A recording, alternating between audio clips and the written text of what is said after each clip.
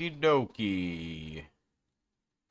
We are back, and hopefully we're not going to have so many issues this time.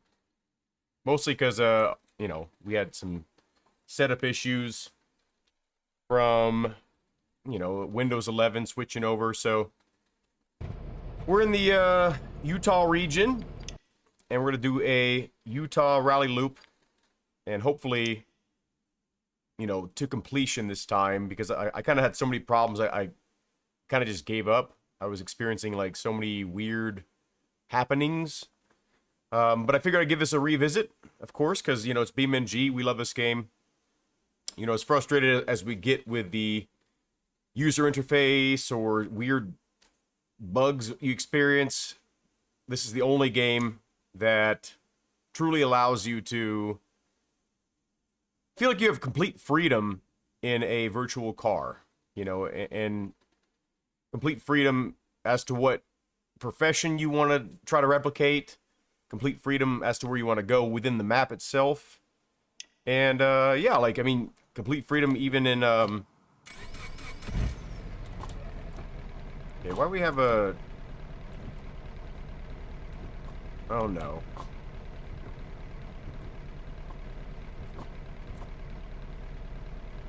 Are we already starting off weird?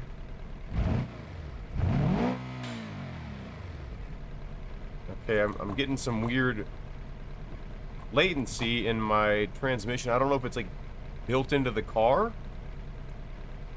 Let me make sure SimHub is running properly. I don't know. Let's see. Well, Dash Studio, let me make sure it's running at like, was it 60 frames? I don't actually know how to check that.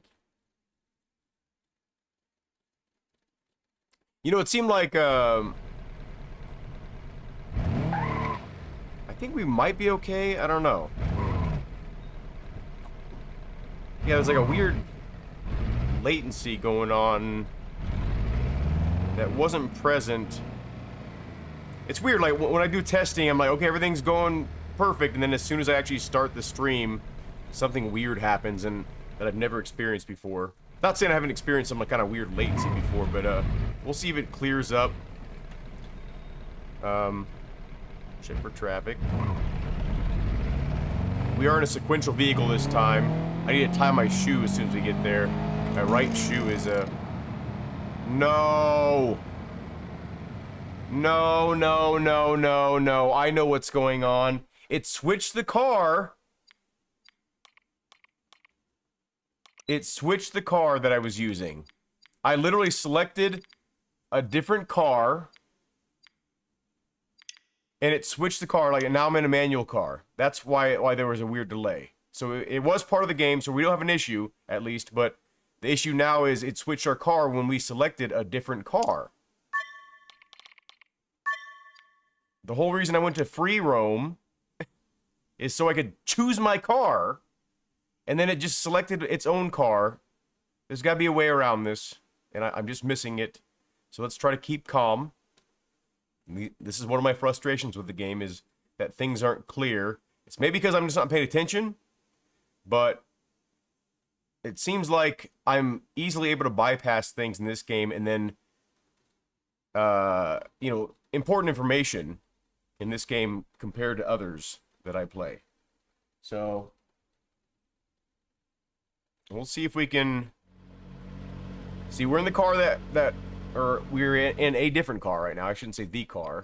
Let's go ahead and select the car that we had. We had the Charrier. What was it? The Gravel Rally car.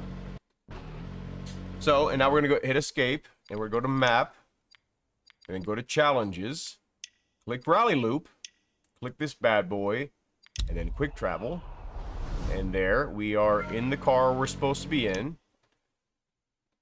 So, okay, this is the problem right here.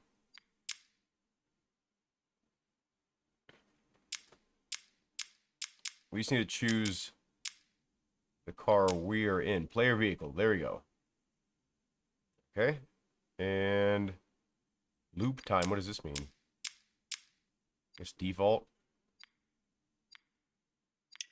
Okay, so we should have corrected now. Let me tie my right shoe.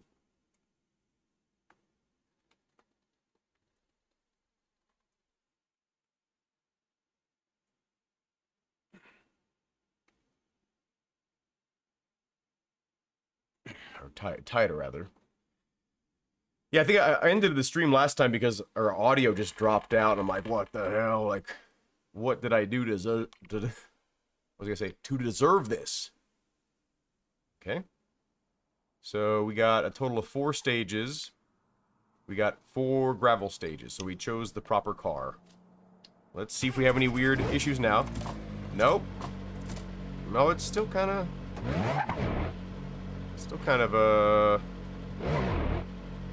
later than I'd like it, but maybe it's just because it's the actual transmission. It takes a little bit of time sometimes, maybe. Okay, so I did tune my motion. It's a little bit too aggressive right now for my current setup because I don't have the actuators kind of like down. I don't have them mounted, so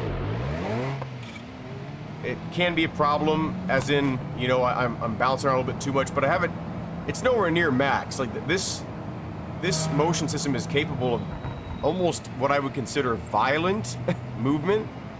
Like, it can, like, you know, like, make you, like, take the wind out of you in certain instances. So I have it set to pretty mild compared to that. But, it's a little bit too aggressive for not being mounted to the ground. You know, the actual centering cups are not mounted to the ground. So that is what I'm talking about, being too aggressive. It's just like, the system is too good for its own good, if that makes sense. The e-racing, you know, Moza think that they got like some shit on lock. Come on now, they're not even the cheapest. And it probably looks better. Less of a footprint, which is, you know, a legitimate reason to buy something over the other. Hit that little dip in the road.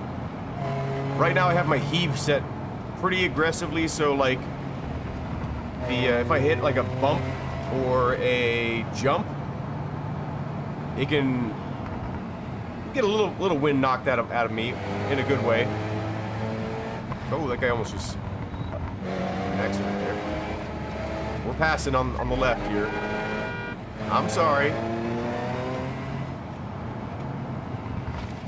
Now, as we said last time, you know, the graphics obviously look better, but they're not blow you away graphics. You know, in certain lighting situations, it can be, but a lot of these people don't fucking know how to drive. Follow your programming, people. But it, yeah, it definitely looks a lot better than it did, especially in the shadows. We're actually leaving the shadows on. Before we used to turn them off, even though we could technically, we had enough performance to be able to handle shadows. Oh my god! I gotta remember whatever damage I have to drive through unless it's just like totaled. You know, if I total my car, you know, we're gonna end the rally. I don't want to make it to where it's impossible for you all to enjoy watching this. We're gonna try our best. If it gets, you know, drivable damage, we're gonna keep on going, you know. But the traffic added into Rally Loop, I'm pretty sure it wasn't there before, and if it was, like, my mistake, but it definitely adds a lot of extra caution to getting from point A to point B. Like, oh my god, why is this guy brake checking me? See, I mean, that's kind of stuff you... What are you doing? You're gonna make me fucking late with my... Okay. He left behind his mirror. We're gonna get around this guy. Cut him off right at this deadly corner. I don't know what I was saying. Yeah, just the added traffic really adds an extra layer of complexity. You know, it's not just getting from point A to point B. You have to get there safely and on time. You know, I'm sure you know, they give you a generous amount of time, probably. but it does add some extra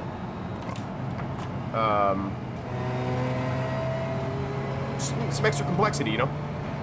I am noticing there's sometimes a little bit of a delay in the shifting here, so I think SimHub might be running at a little bit lower, whatchamacallit, hertz. We're hitting some bumpier ground here. Now, I will say still, Assetto Corsa Rally does feel better than BeamNG for, in terms of motion. You know, just zero tuning required. Actually, just using the same motion profiles, Assetto Corsa Rally feels way better than BeamNG. And I think it's because BeamNG is like keeping track of so many more things that it's maybe overwhelming. Maybe. So it's not able to focus on just what can make a game feel good. It's focusing on like things that can make it feel bad too, maybe. I don't know. It does seem like BeamNG does have a lot of things that are missing from other racing games. Like Rumble, I think Rumble Strip. There's certain features on, at least on my particular setup, that it's missing, motion-wise. Can we pass this guy? No, that would have been bad. Do we have enough time? Yeah, we did. We just barely made it. And we're like, these guys are, this fucking guy in this white van's clipping his mirror like every passing car. He's a hazard. Ooh! It's a bigger little jump than I thought. Okay, we don't want to squeeze by him here because they go even a little bit to the left, like box us in. Come on, buddy, what are you doing? Bogging me down. They program like these guys to be assholes.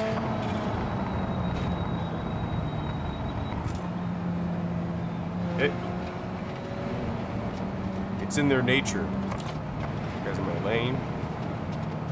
I mean, it's not too far from how it is in actuality, I suppose. Especially on this. Oh shit! Wasn't paying any attention. I was seeing if there was any comments.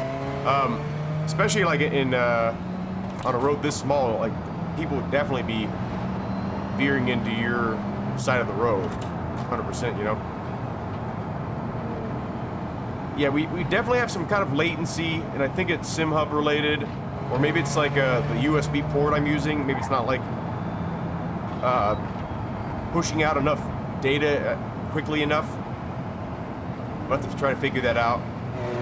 Might just be like some setting in SimHub though, like I'm just. Oh shit! I forgot the speed limit. I'm gonna get a penalty for that. Yeah, it might just be some setting in SimHub that I'm missing. The motion feels pretty good. It feels like it's tracking all right. It's not like too far behind. It's maybe like, you know, a couple milliseconds behind. Just the shifting is sometimes a little bit delayed, which it shouldn't interfere with our driving too much. Okay, time control. We should check a little bit later in the stream if Assetto Corsa Rally is doing the same thing, or maybe it's a BeamNG issue, because we are low, running at you know, lower frames per second than we normally would be. So, because we were running with higher graphic settings. 4, Here we go. 3, 2, 1, go. To left, tightens over crest. And to right, sudden, tight hairpin left. Okay. And 4 left. And care, 6 right, bumpy, into 4 right, 40. Ooh. Oh my god. Caution, 3 right, into water, into 3 left, narrows, 80.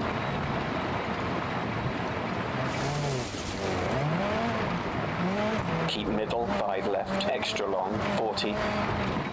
Ooh. 3 left, up, into 4 right, opens over crest, 70. jump, and 6 left over crest. Care, Yeah, the motion jump, feels 3 like left into crest. delayed in a lot of ways. So there is Braking down. something going on behind the scenes. And It's 1 right, not quite 50. matching up to what's going on in the game. Left into water. Into turn, square right. It's not 50. super distracting, but definitely affecting my driving a bit. Oh shit! Oh no. Okay. 5 left, tightens. See, I did a lot of testing before this, and it felt Jump, spot on. I don't know and 5 what's left, changed, long, but opens 200. yeah, see, like it was delayed in the shifting by almost like 3 or 4 seconds right there. Maybe it's just like too much Bumpy, 4 information. Right, over jump into 4 right, long 60. We're fucked. Okay, we're not so bad. We're not so bad. We're not. Okay, now we're bad. Yeah, we got some delayed. I don't know if you can tell, like by how far or how long it takes to actually shift, but okay, I think we're like it just double shifted right there because I thought I didn't shift, but it shifted like way later. Bumpy, 4 right, long 50. I wonder if it's just my frame rate, Cut, or maybe it's the 5 right, renderer. over crest. Like the renderer's too, you know, what is it, the DX12 And 4 or left. whatever? Oh shit, I'm not paying attention to this. We might have to Jump restart at this with junction, crest accurate into 3 right, force over feedback and crest, stuff. And 4 left. I And don't- 5 left, 60. Car doesn't feel too bad. 4 left. It's a little bit hard to see. Over crest. And care, 3 left, over crest, 50. The co-driver's voice is so loud, I can't hear my engine at 4 all. right, tightens over crest, 40. Okay. I'm fucking up here because I'm just distracted like usual. Over finish, brake over jumps. Okay, we gotta 100. figure out what's going on here. Turn, tight hairpin right to stop. Okay. Let's check the car to make sure we can continue on. I don't think it's too bad. I think it's just like a... Okay, we just got some superficial damage. Peeled the hood back a little bit. But other than that, we're good. We just gotta figure out why this why it's such a delayed. What's up, Exhauster? Oh, camera's choppy too? I heard that from the last time. Okay, let me switch some things around.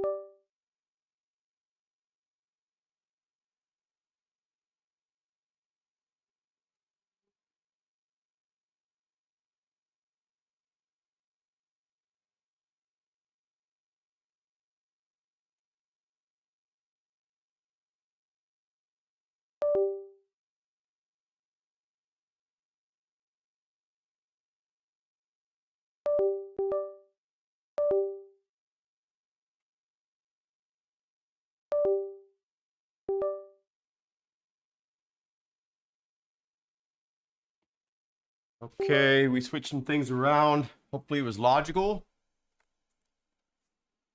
I don't know if... Okay, we got...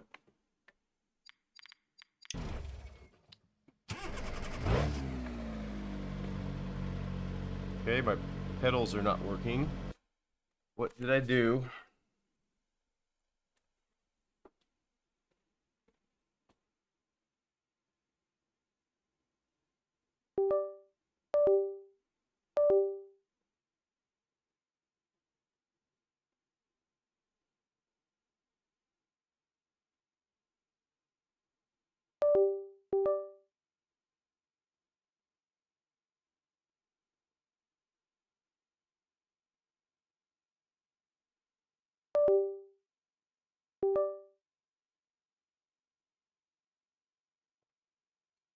Okay, I'm not really sure.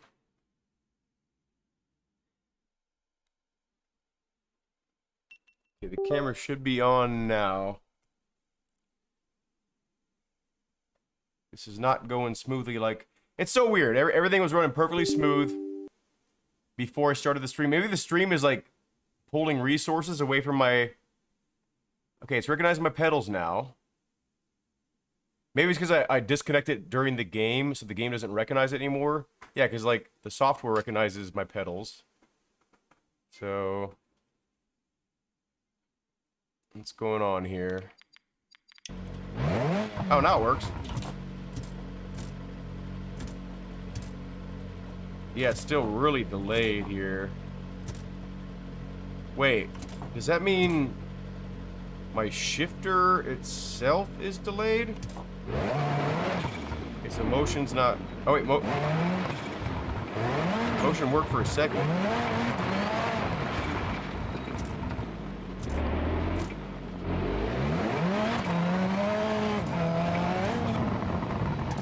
Okay, let's see if these same issues are present in a set of course or rally, because this just seems like I don't know. I'm so frustrated with everything that's been going on lately with my setup. It's so weird because it seems like I get everything working perfectly, then the next time I go to use all my stuff, it's just completely different. It's like it changed all my settings or something. I don't know. Yeah, I suppose classic sim racing issues. Yeah. Let me make sure SimHub is actually recognizing my motion, because it seems like it didn't. Okay, the connection has failed.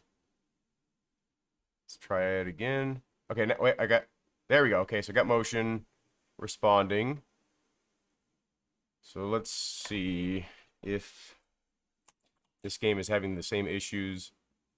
We'll be able to at least isolate it to, you know, the game issues. Oh, you know what? I think there's a way to manually adjust how responsive your gear is in BeamNG. So, okay, so I'm pretty sure I've adjusted my motion responsiveness before. Let's try just this on a set of course or rally. See if everything feels logical.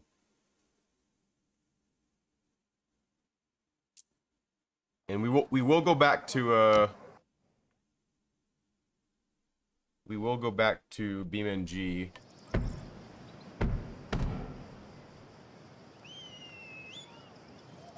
Okay, let's see. Okay, this feels absolutely one-to-one with... yeah, this feels no issues here. Motion feels spot on. This guy's shorts feel spot on. 70. Let's see. Flat right, 50. It's a little bit delayed, but I also have smoothing set on, so it's actually introducing some delay on purpose. Yeah, like... 6 right, narrows, brake, 3 right. yeah, okay, so there's no issue here. So let's try to go back to BeamNG. Camera seems okay too. Okay, good to know. I switched it over to supposedly the highest speed port that I have. I don't know if that was the right thing to do or not. Seems like it is. Let's go back to BeamNG and see if maybe everything's cleared. Maybe whatever issues are... what is this? You can change your saved launch. Yeah. Okay, whatever. BeamNG drive.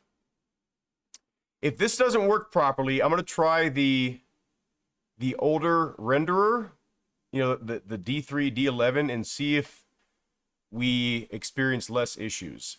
I think that, but we're gonna try to also go into the settings and see if there's actual options to send out a quicker signal, because I think you can set it for like 30 frames per second or 60 frames per second or 120 in terms of how quickly the game updates to your telemetry. So it might be something related to that.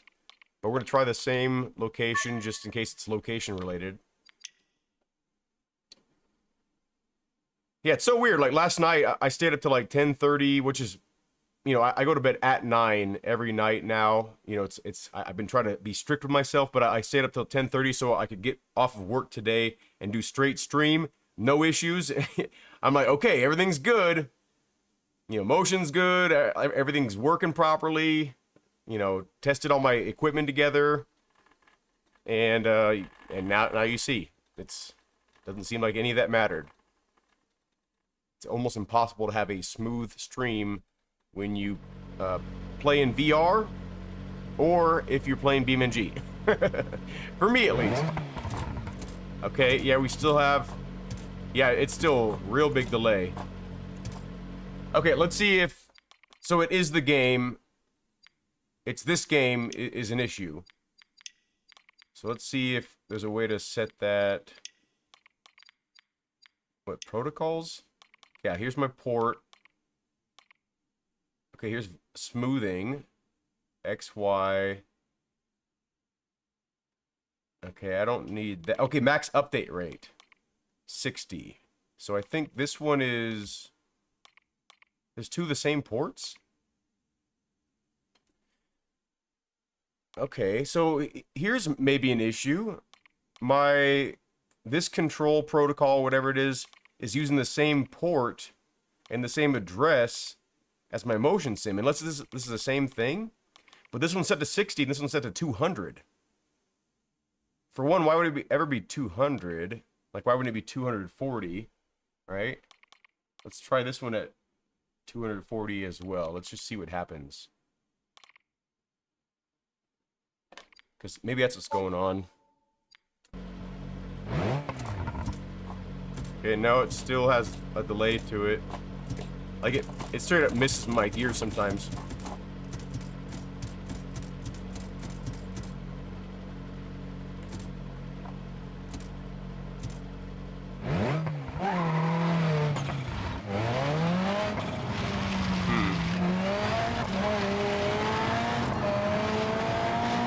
Doesn't seem like my motion's responding appropriately. Like, it's not keeping track with what my car is actually doing.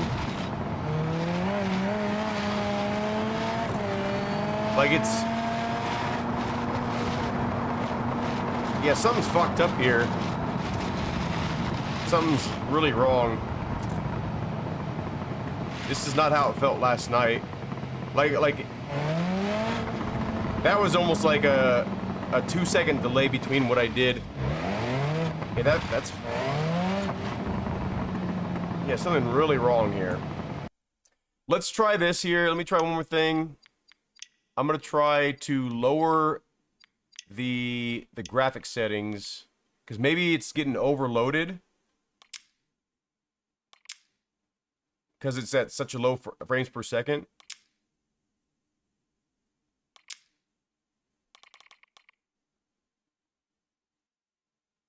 Okay. Wait, this is...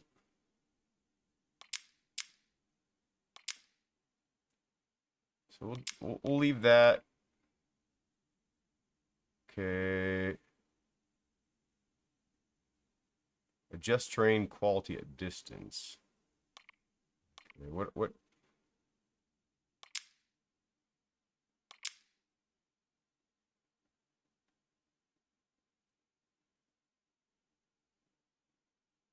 Looking good.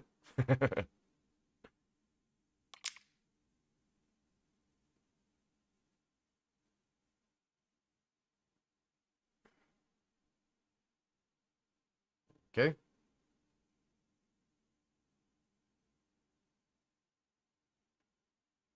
So that brought us up to 101 frames per second compared to 60. So say incompatible. Nice. Okay. Local lights. I'll just turn this to the lowest. Clouds quality, who cares about that? Or at least I should say I don't care about that.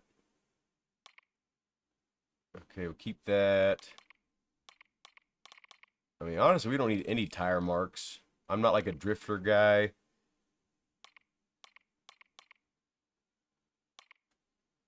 Okay, we'll keep the ambient occlusion on.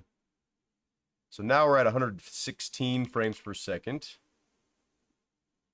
And we'll turn dynamic reflection off. We don't need that. We don't need mirrors right now.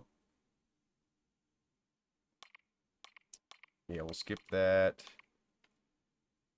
Okay, so now we're at 137 frames per second. How's it going, Alf? We're trying to figure out why my motion and all my shit's running so bad.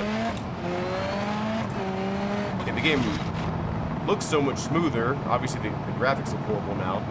But that didn't fix the issue either. Oh.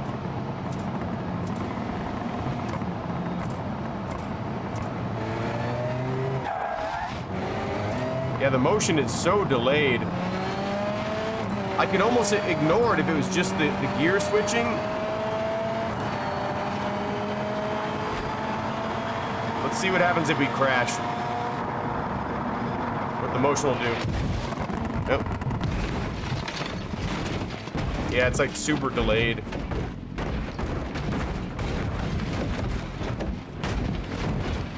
Like, I don't feel like any of the heave or anything.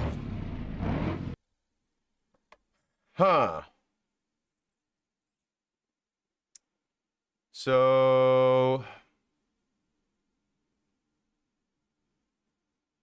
I don't know what to do about that. I don't know what to do. Yeah, it only happens with BeamNG. I'm gonna have to...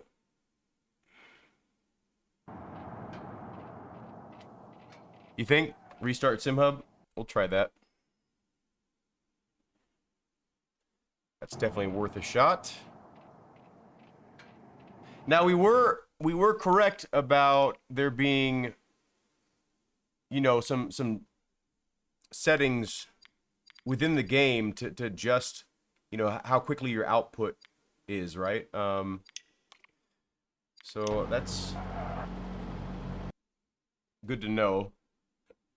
That's a factor, you know. Okay, we're restarting SimHub, hoping that this is the solution. See, I think it might be an issue that we're using whatever the UDP is. I don't know what that means. Maybe it's like something universal driver port. I don't know what it is, but it's using the same one for the data for my digital dashboard, my bash shifter that's currently not plugged in, and my motion. So I'm wondering if it's like too much stuff going through the same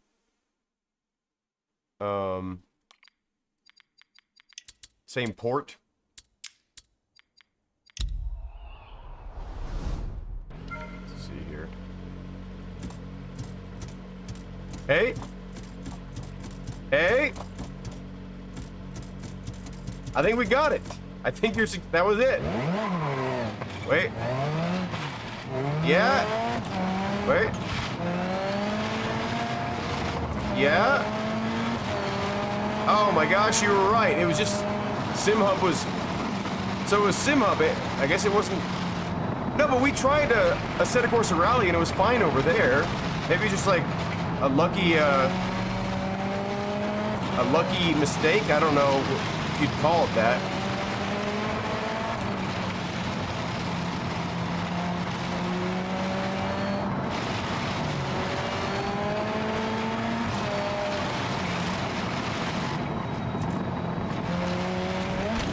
Fucked up. Okay, so everything feels great. Let's go ahead and do this rally now. Thank you so much for suggesting that. I don't even know why I didn't even think of that. Usually that's like the first thing. He's like, hey, restart your shit. It'll work.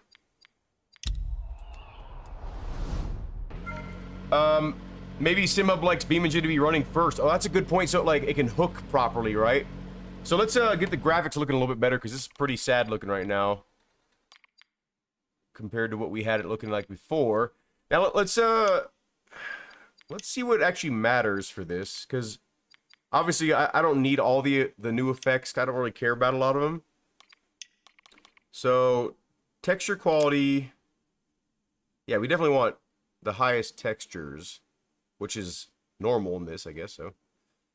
I didn't mean to even do that. I thought there was a setting above normal, but okay, yeah, we definitely.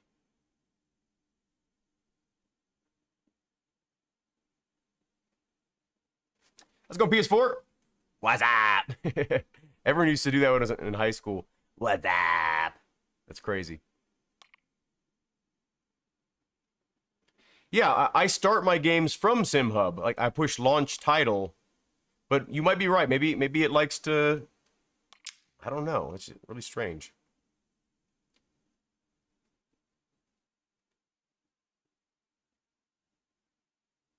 This thing takes forever to switch lighting here. Says you were testing the VR. I tested the VR once in this game, and I was like, nah, I'm not doing it. Ain't no point. Actually, let's just keep this at low, because this looks fine with this lighting here. As long as I can see what the hell I'm doing, and the colors look pretty normal. Well, let's see what this looks like before we decide.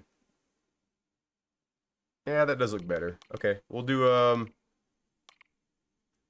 mesh quality, local lights. Yeah, we'll keep all that stuff low. And SMAA is recommended. Seems like our frames are lower with SMAA. Yeah, we get like almost 2 frames per second higher with FXAA, so we're gonna use that. Ambient occlusion. So I think that's all the stuff we need. And now we're at 80 frames per second compared to 60, so we should have a little bit more headroom. I do think we can definitely lower some stuff.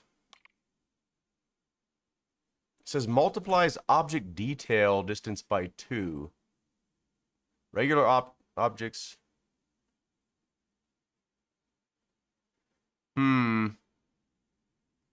Let's try this at normal. See if it looks bad or not. Okay, that brings us up to almost 90 frames. Okay, 90 frames per second. So that it's like 4 frames per second difference. Let's see what it actually looks like when we're rolling around. Yeah, it definitely feels smoother now. Like it feels. It doesn't feel as smooth as I would like it to, but.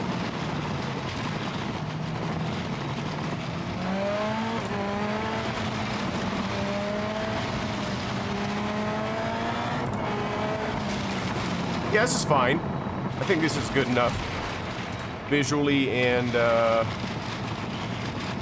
shadows are stable enough. I don't know, some of the shadows kind of look like shit far away, but yeah, but it's BeamNG. Okay, let's go ahead and do this rally thing. Was I already at the fucking rally? I think I was. Okay, it's not loading the thing. Says the VR was kind of good in a way, but I was getting weird lighting effects from the mirrors. Oh, so it just feels kind of like beta. Like it works well, but it doesn't feel like a polished experience. Is that what you're saying? Okay. Player vehicle. Oh, let's... This one.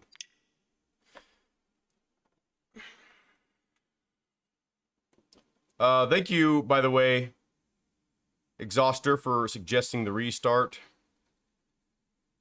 That really helped out the stream quite a bit, actually. I was getting a bit frustrated. Not as frustrated as yesterday. Yesterday was like, why are you doing this to me? Like, level of frustration. This one's just like kind of like inconvenience. Yeah, appreciate that. Okay, so now we should be able to have more control of our car and hopefully not die as quickly. Oops. Yeah. Got them instant gear changes, baby. Yeah, that feels so much better. Like, I felt so disconnected from the game and the car and everything. Having some weird stutters. Maybe it's like loading certain things. I'm gonna take some time, maybe maybe on my own time to try to get the graphics a little bit more pleasing, and but also not sacrifice as much performance, because this is good enough, but it's not. I like to hit at least like 120 frames per second, and I would rather sacrifice a bit of graphics to get there. And we're at 90 frames, which is really good, and the game looks pleasant. But I think we can squeeze some more performance out of our settings here if we do things, change a few things.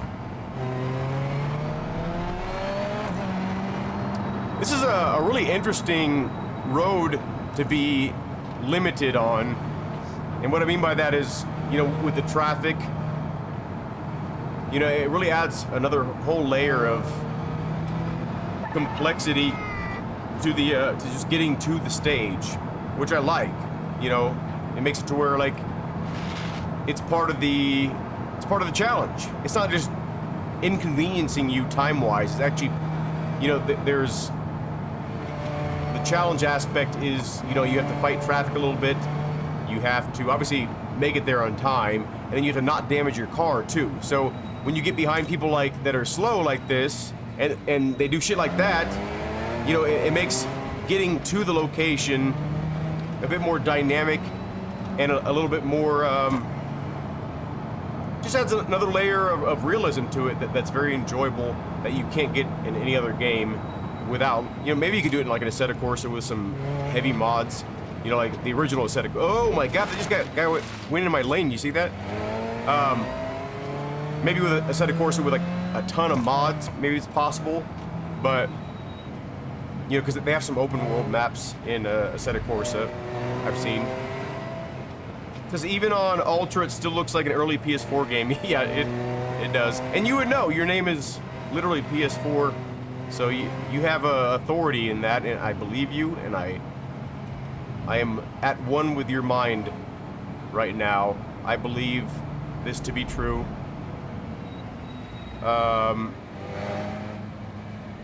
And it makes sense, right? Like, you have to always make compromises somewhere, and your compromise in this game is graphics. You know, when you prioritize physics, you need to have less graphics.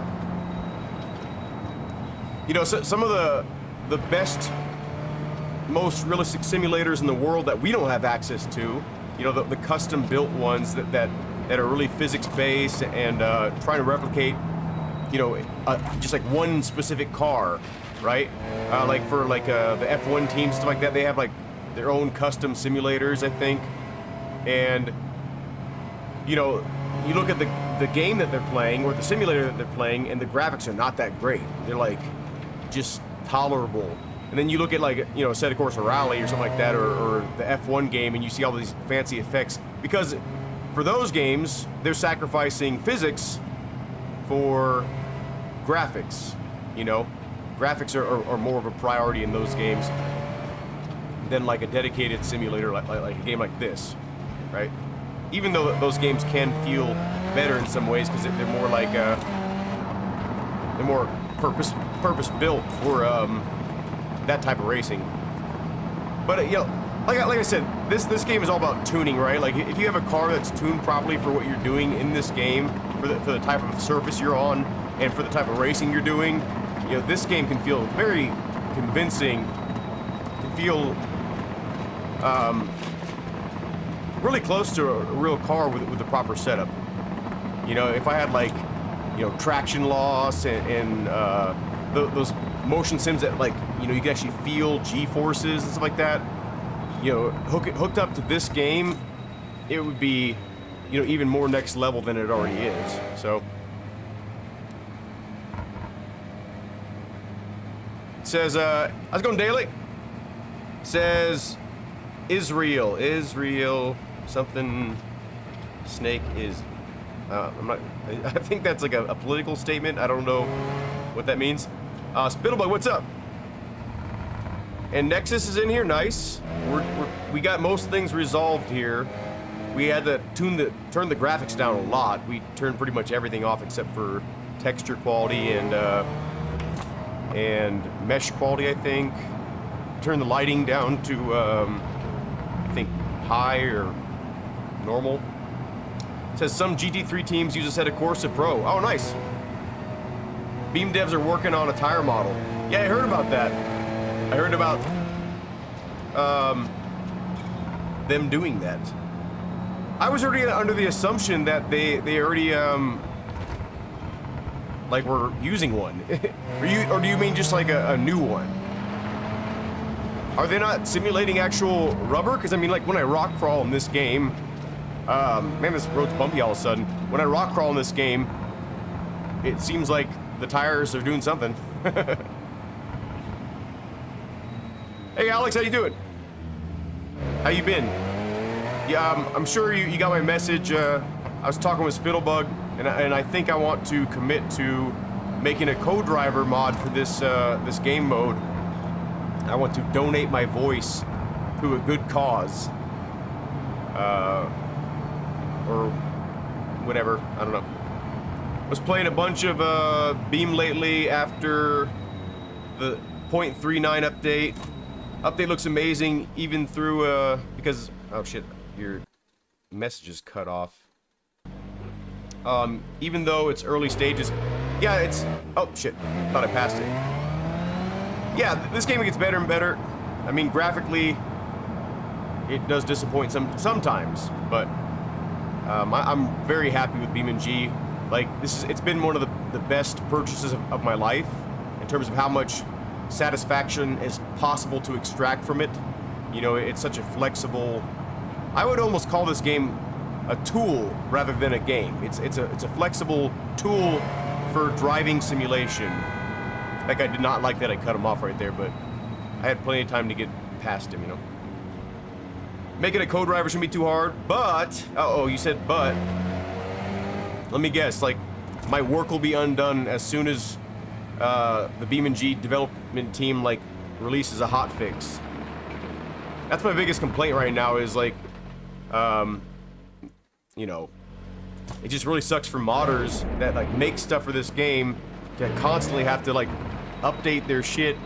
There should be some kind of like legacy game code to keep it, keep whatever your work that you've done and cement it, you know, solidify it, because everything feels so temporary. 4, 3, in this 2, game. 1, go. 2 left, tightens over crest. And 2 right, sudden, tight hairpin left.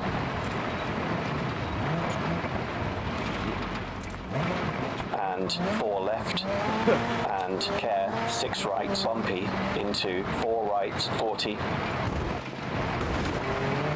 Caution, 3 right, into water, into 3 left, narrows, 80.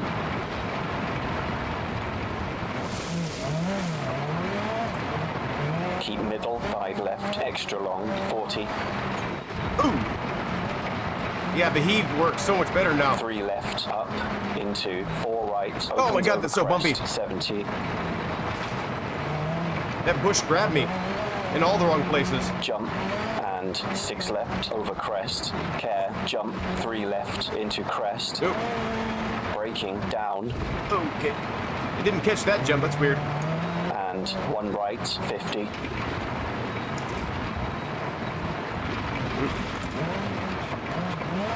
Hairpin left, into water, into turn, square right, 50.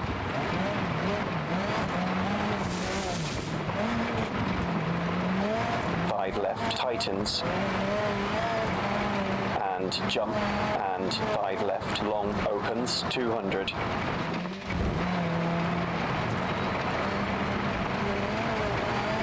Yeah, it feels so much better now.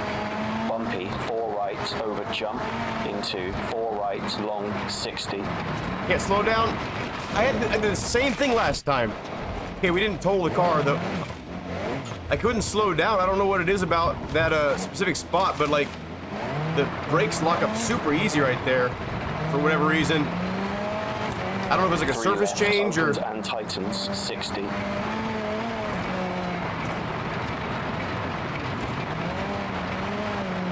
Bumpy 4 right long 50. Cut left, 5 right, over crest, and 4 left, and jump at junction, crest, into 3 right, so much more over bumpy, it like crest, really, and gotta slow 4 down for that. left, Oh no, okay.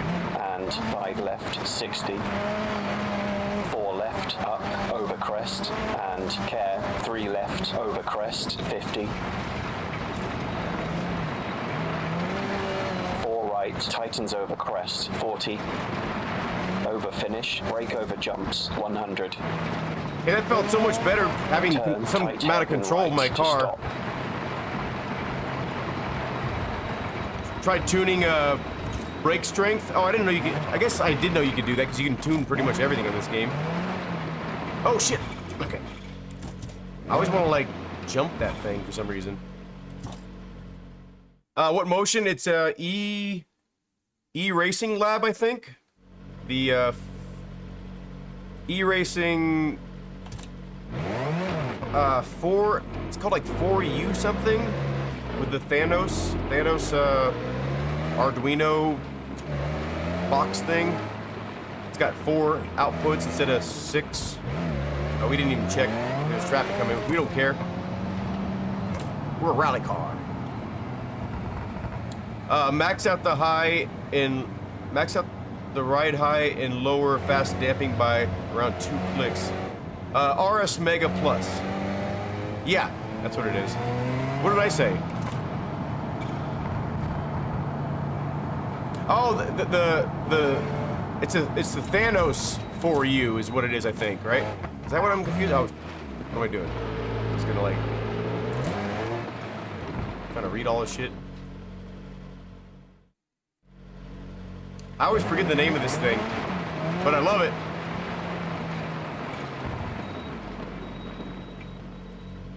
Oh. Okay, here we go. 5, 4, 3, 2, 1, go, crest, and 6 left, over crest, don't, 150, care, 4 left, over jump, 80, Oh, that's gonna be. caution, Oh, sudden, yep. 6 right, 40, I was gonna say that was gonna be a big jump or a big bump. I mean, slowing, 2 left, short, narrow bridge, 50, nope. Gotta be so careful right, in this 90. game. Fucking A. Okay, we're fine, I think. We're not fine. Oh, hey. Oh shit. How are we stuck here? What's going on here?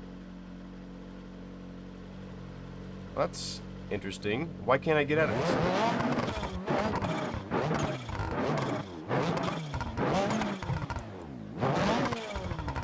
Okay. Up. Okay. Oh, I almost got it. Oh, no. Okay. Careful. Ah. We're going over. Let's just embrace it. Oh, no, I didn't mean to do that. Okay.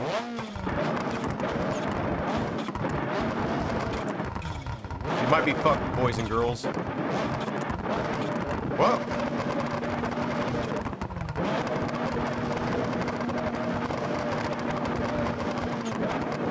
Let's rock it.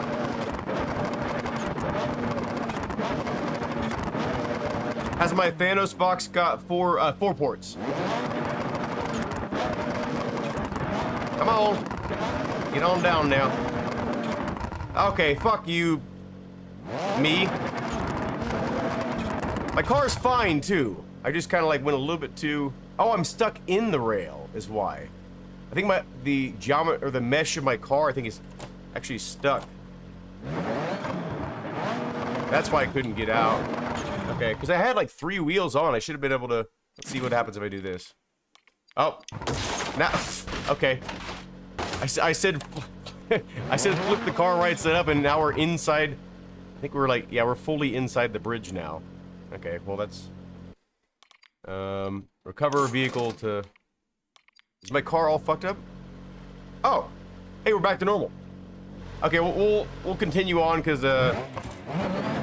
we're cheaters. 1 right, 90. Oop. Okay. 5 right, tightens over crest, narrows. And 4 left, opens and tightens, 100. Oop. Oh my god, too far on the right. Okay, I don't know what he said. Oh, okay. What did he say? Where's some notes, buddy? 6 left, 60. 5 right, over crest, 50. 6 left, 60. Oop. 6 right, don't, 200. 4 left, opens over crest, 80. Okay. Hairpin left, up. Where is it? There it is. Okay.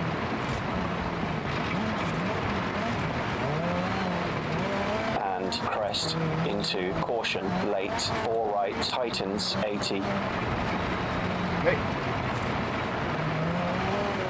3 left, short, into 4 right, opens over crest, into 3 right, 70. Oh no! Oh no! No! No! No! No! I 2 overcooked left, it. long, 80. We cooked it. I lost the brakes. What else? I think we're gonna cheat again. We're gonna cheat just so we can get through this and know the stages. 2 left, long, 80. Normally I wouldn't cheat like this, but I just want to like see what the whole rally has to offer before 3 I right, into commit. late. 2 left, into 2 right, opens, down, 70.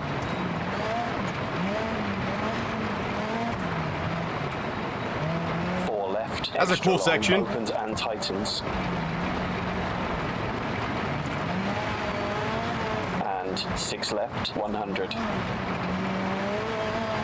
4 right, long, tightens over crest. Ooh, that's bumpier than I thought it would be. These downhill sections are bumpy. 5 left, brutal. 50. 5 left, short, crest, 40. 4 right, into 5 left, short. 3 right. I should say narrows or Caution, something. Deceptive. 5 right, over crest.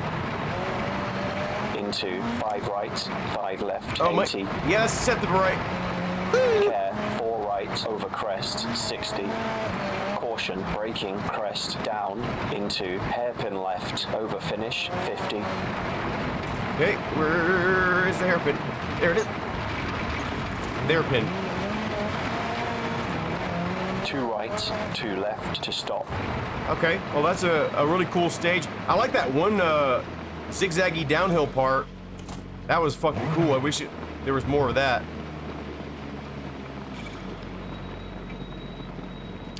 You found using the control pad for menus works well. I've heard of people doing that, like just like having a. I have this set up for using you know, up, down, left, and right for other games. Maybe I need to set it up for BeamNG as well. Says, oh, maybe you can use the mouse. Yeah, I didn't think about that. Okay. Why are our fans not on? These should be on.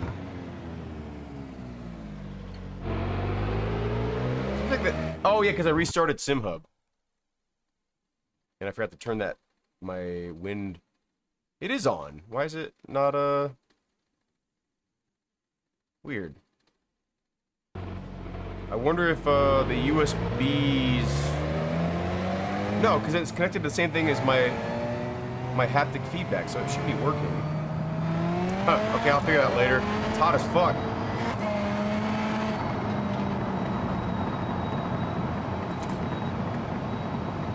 Sorry, buddy.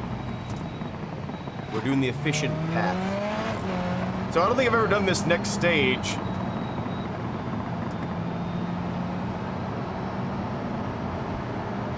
Oh shit, I'm like just spacing out.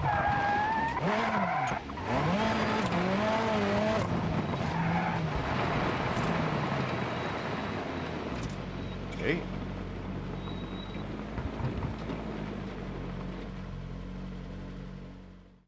Which wind generators? They're called the 3D wrap.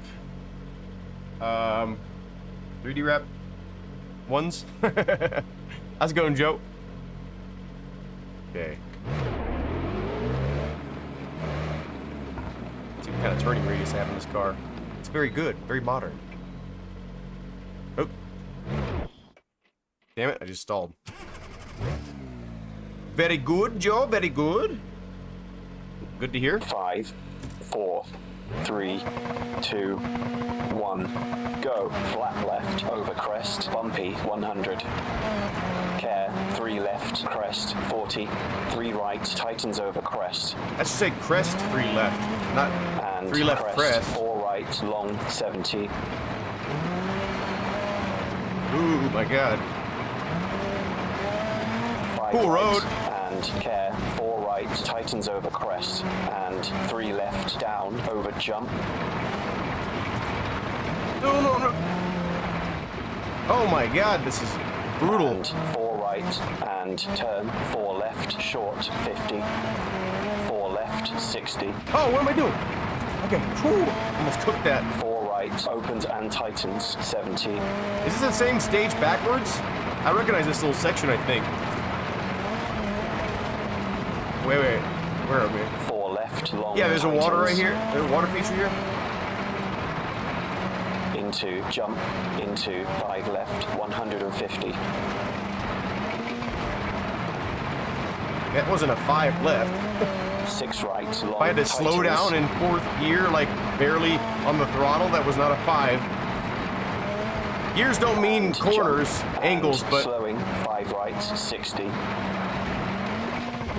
Turn. Square left into water.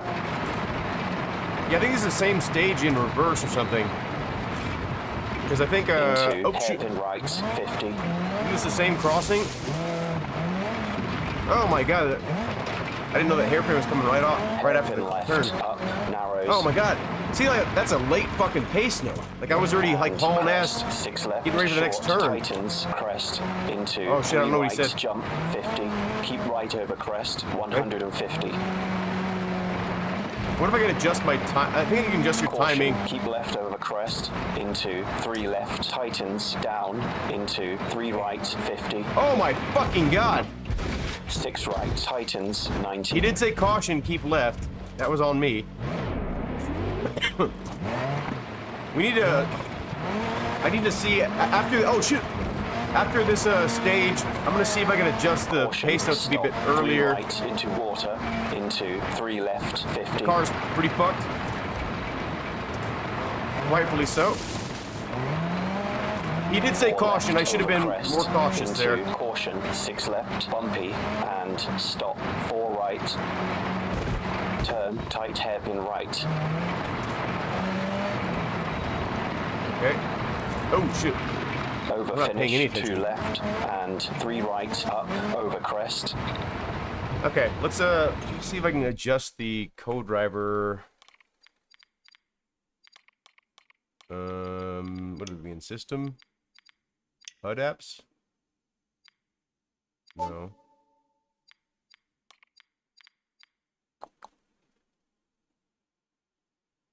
I suppose, Alex, although I would have preferred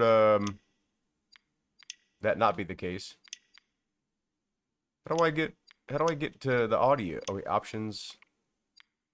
Audio, you know, maybe it'd be in advance, no, gameplay, okay, rally. Co-driver timing, 3 seconds. So how many seconds ahead of the next pace note? Let's try 2 seconds. And we'll adjust it a little bit later. Because it's been late a couple times. Just 2 by a little left bit, to but stop. my car is pretty fucked up. Let's check the car here. Oh, shit. Oh, yeah. She don't like us very much.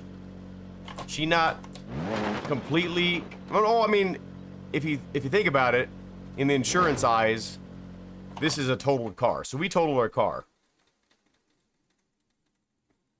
Yeah, Joe, I'm really enjoying getting back into it. Obviously, I didn't want to quit when I did.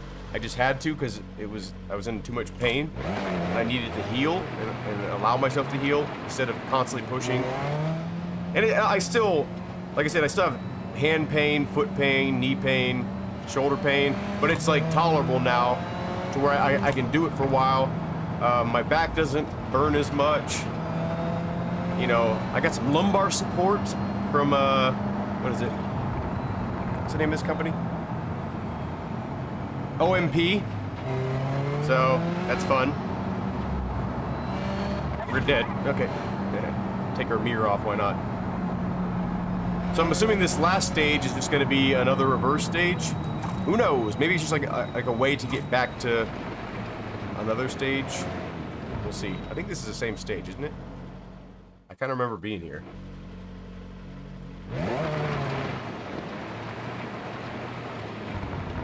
Yeah, I think we've done this before. Or maybe it's going left or right instead of right or left. I don't know. Oops. Pushed the wrong thing. Slow motion activated. Oh no. How did I do that? How do I... Okay. 5, 4, 3, I think we're good. 2, 1, go. 3 left, short, 70. 2 right, tightens and opens into crest. Oh, I forgot our 90. car's fucked up. I mean, it's just like a straight up hairpin. I don't know what they're doing. 4 left, over crest, Right, 100. tightens. Okay, what, I don't know what he said. 4 left. Yeah, it's the same 6 one backwards, right, I think. 6 left, 40, up. 5 left, 40, late. 4 left, 70. Oh, fuck. Almost killed me and my co-driver. 4 left, 70. 5 right, opens and tightens, bumpy. Okay. Okay, this is a really cool... And 3 left, I like this stage, at tightens least in over this crest, direction, because it 150. feels a little bit more dangerous than it did before.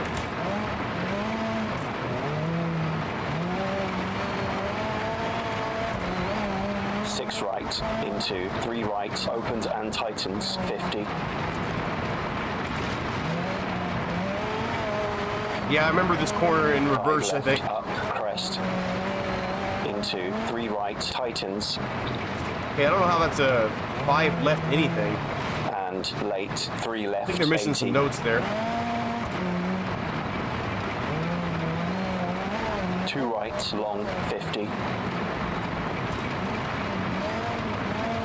I would not agree that's 2-1. That's like a 4 left, 1 tightens, at 50. least. Crest, 5 left, tightens. Into 4 right, narrows. Maybe they're making 80. their notes with a different system than what I would be using. I don't know. Caution, 3 Doesn't left, feel right. opens. Some of them. Okay. Crest, braking, 50. Stop, hairpin right, 40. My car's not rotating that direction. Hey, Crest, and early cut, 4 right, long, 150. we'll cut.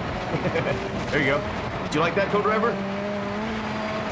6 left, into 6 right, 50. It's hard to keep her left, straight. over crest, 50. 5 Come on, right, this downhill 40. section, you gotta kind of 6 left, stick on the short, brakes. Keep middle over crest. Oh, man, 50. that's bumpy. Care, 5 right, tightens. And 5 right, keep in. And 4 left, long, slowing, 150. That's not a 5 right by any means.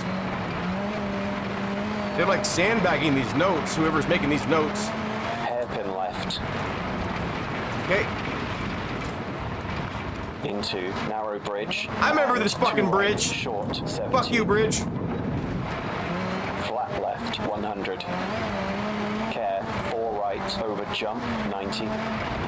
Oh my god, that was a Over finish, into much crest. bumpier section than I and thought it would be. 6 right, over crest. Keep right over crest. Okay. Down to stop. Oh, this is a fun rally loop. I'm glad this is part of the game. Very nice addition. It'd be really cool to have like a little world tour mode where it automatically goes through all the little rally loops and you know, records your time online, I guess. We're playing VR. I used to play in RBR in VR exclusively for many years, and I just got really frustrated with Richard Burns Rally. Like, the game and the project is great, you know, especially because like you can play it for free for most of the mods, and it's amazing what they're doing with that game engine, and you know they're really getting it to do what they want, which is fascinating. But yeah, like what I've been saying most recently is I just really feel like it's taking a step back in time, and I feel like I'm better off embracing some of the newer projects that have potential. Like Assetto Corsa Rally, of course, has a lot of potential to be awesome in so many ways, and it already is awesome in so many ways, but like even better. BeamNG, of course. Assetto Corsa Evo, you know, has a lot of potential. Like if they do the free roam, free world, or whatever they want to call it. I don't know what the game mode's called, but if they do that properly and make it to where, you know, mod support is really well supported, I could see that being, you know, the next Assetto Corsa. You know, Assetto Corsa, I feel the same about. Like, even though I recommend Assetto Corsa like as the first true, you know, simulator game that everybody should invest in when they first start sim racing, you know, along with BeamNG.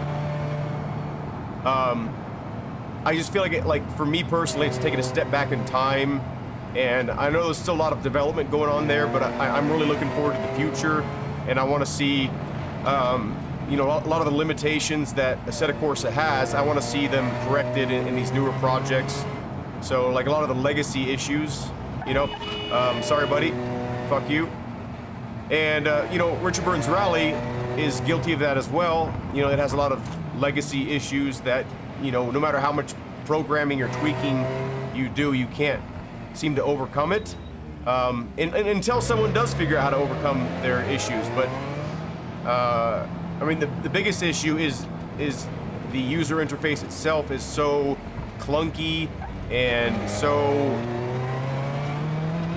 it just doesn't want to work with you. It works against you, right? Like it works against your gear. You can't even use a mouse. You know, mouse is standard hardware for a PC. You can even use a mouse on consoles, I think.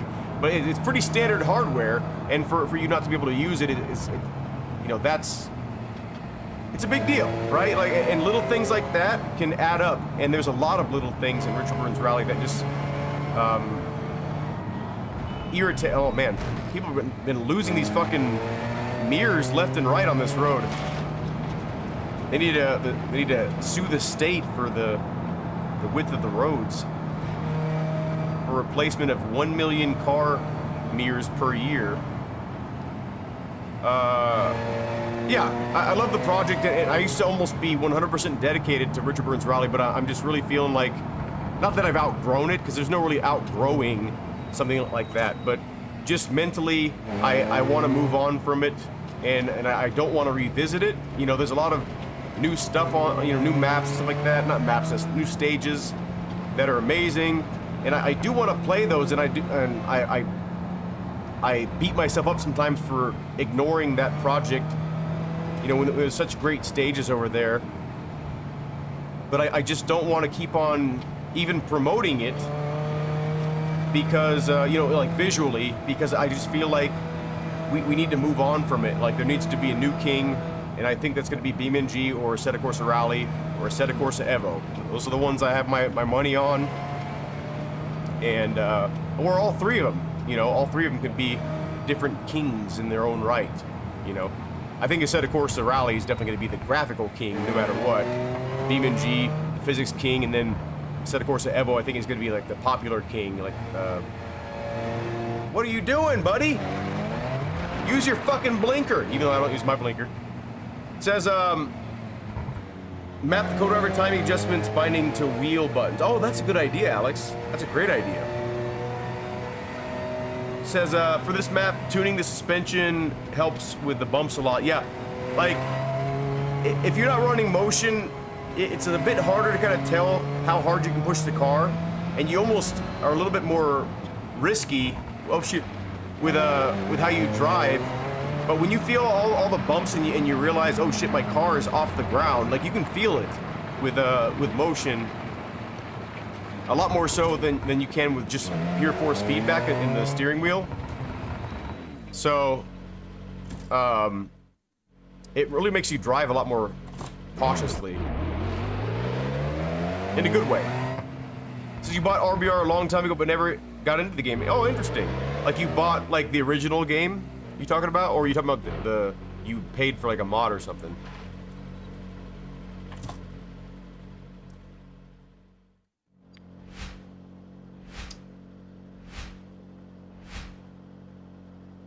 Okay.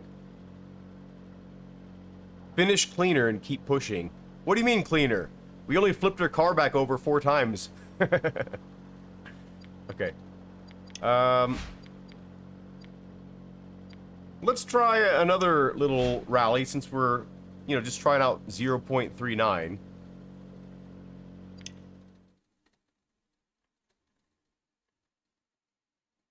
Alex Bird and Spittlebug, by the way, in the chat are both large contributors to BeamNG, this very project you see right in front of you.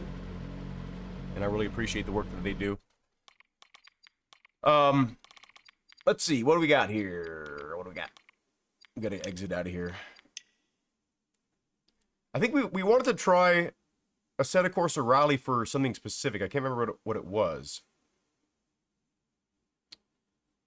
We were gonna test something over there. Okay, let's go to free roam. And I think there's another... Wait, do the rally notes work? Oh, wait a second. Do the rally notes work with this fucking, with these stages that, made by Bardov?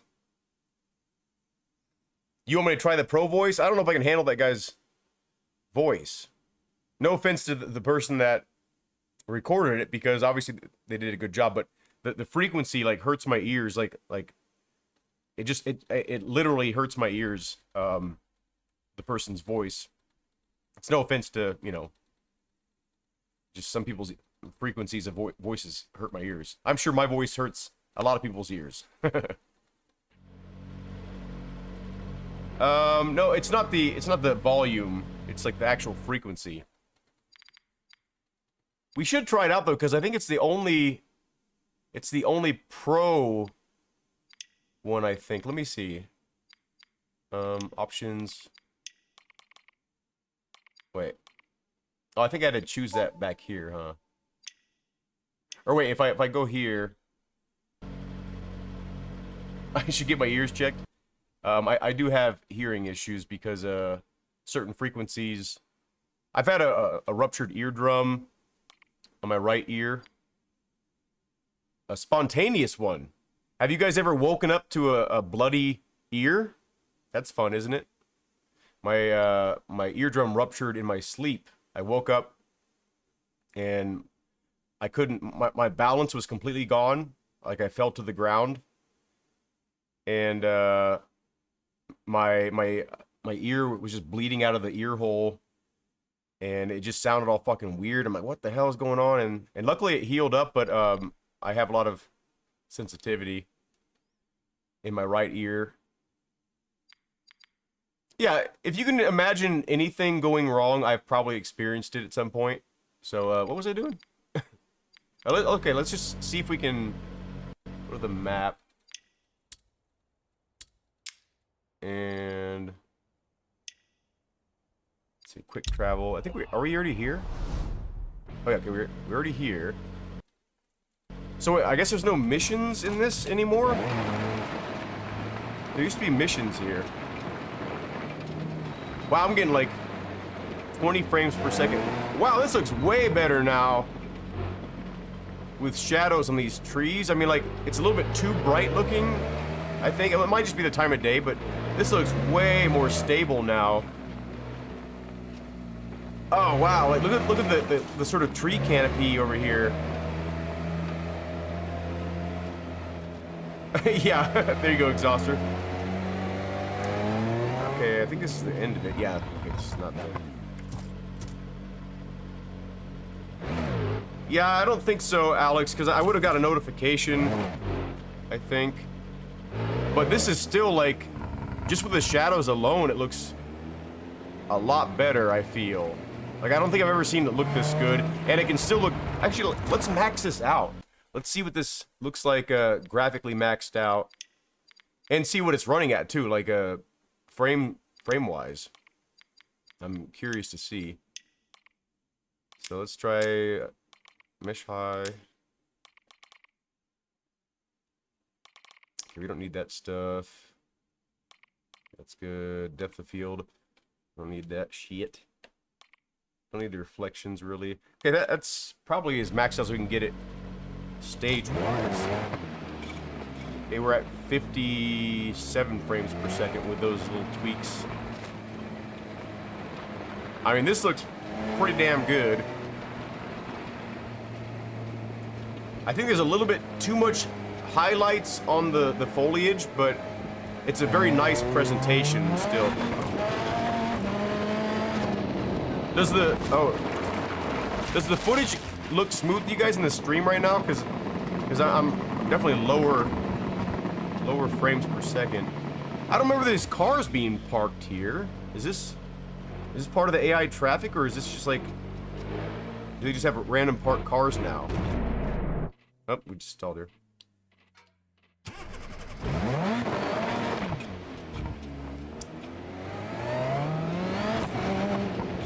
See, I don't... This... Do they have these in the regular game? I think they do, right? So he's reusing these assets, right? Like, he didn't custom make these, did he?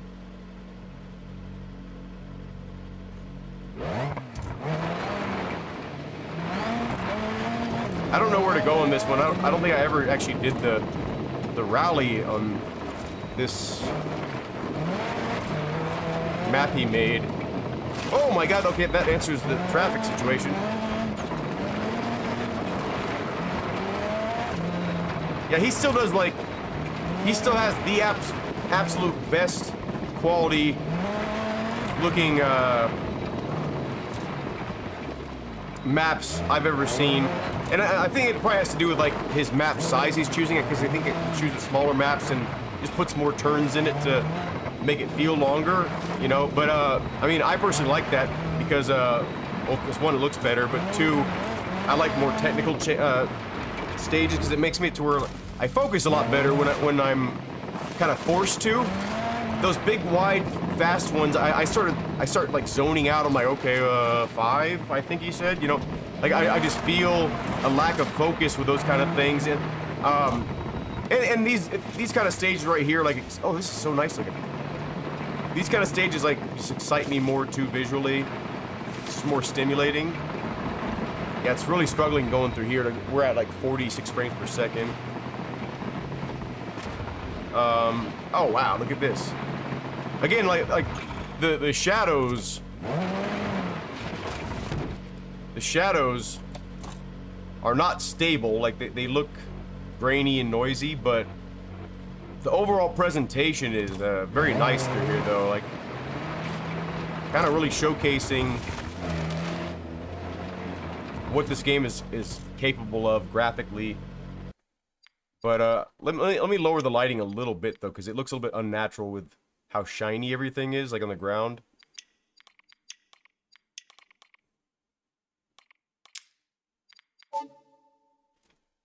Yeah, that looks more natural.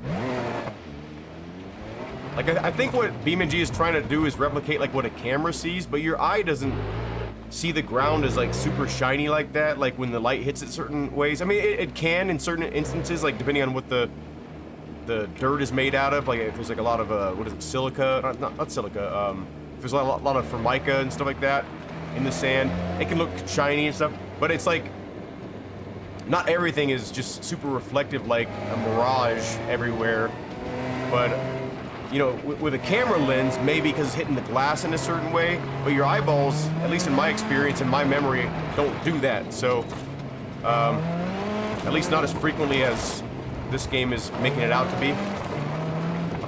I do prefer this more sort of laid-back lighting here, and it's giving me a lot more frames per second, about 20 more frames, 20 to 30. It says you should really leave clouds on. They cast shadows on the ground. Let's see what you're talking about. I turned clouds off just for some when we were testing performance, but let's see what. So they actually cast shadows now, huh? Let's see what you're talking about.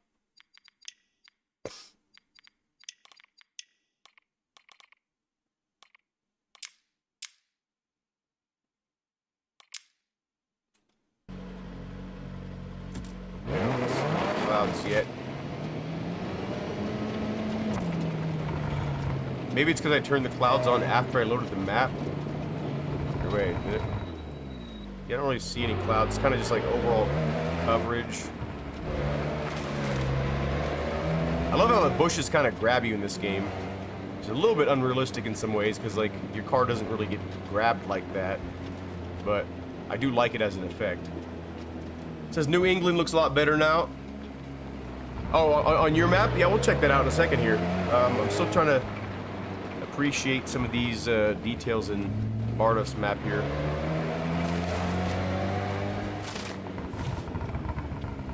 Okay.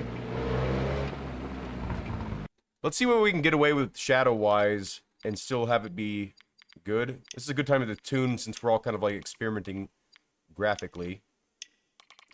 So we'll do shadows, resolution, try that. See what difference we have in high. Okay. Doesn't look bad. See, if we get to the point to where the shadows look as bad as they did before on Ultra, that's when we're going to go back and raise it a bit. So, I'm not sure resolution is what I'm looking for. Okay, see now, look at how active the shadow looks now.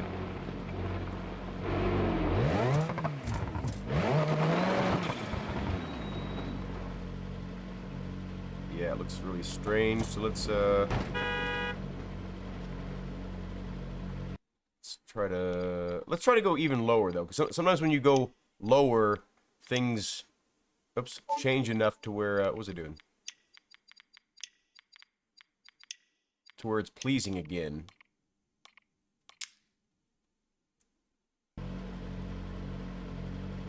You know. Try to keep on going.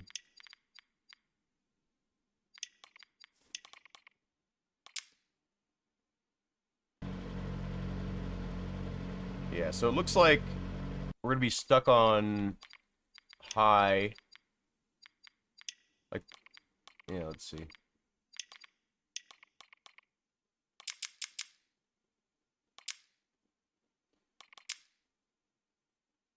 I mean, Ultra definitely does look the best, but we're getting almost 10 frames per second, or more than.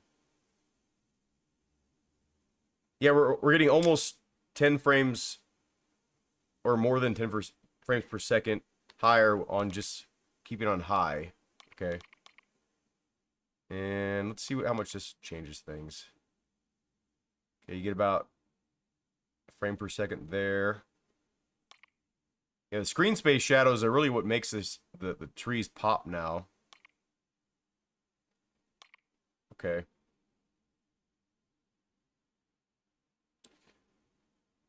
So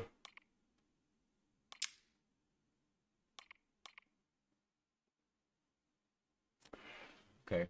Let's go ahead and check out yours, Spittlebug.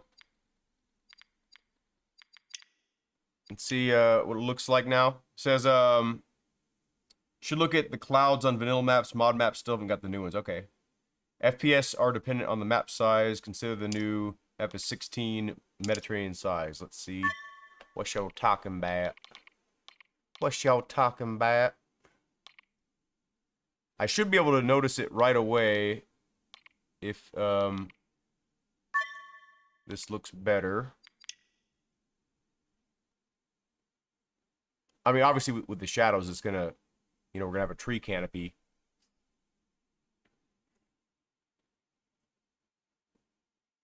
We shall see, shan't we? Oh wait, I don't think I updated your map. I guess it's gonna still work. Okay.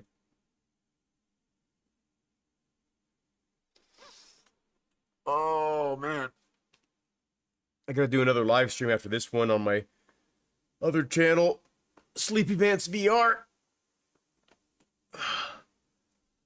I have another video edited for that channel, ready to go. I just need to add some music and some transitions. Depending on how much decent footage I get of this, I might turn this into a little video. I don't think this is loading. It says loaded 25 objects. I think we've been sitting long enough to load more than 25.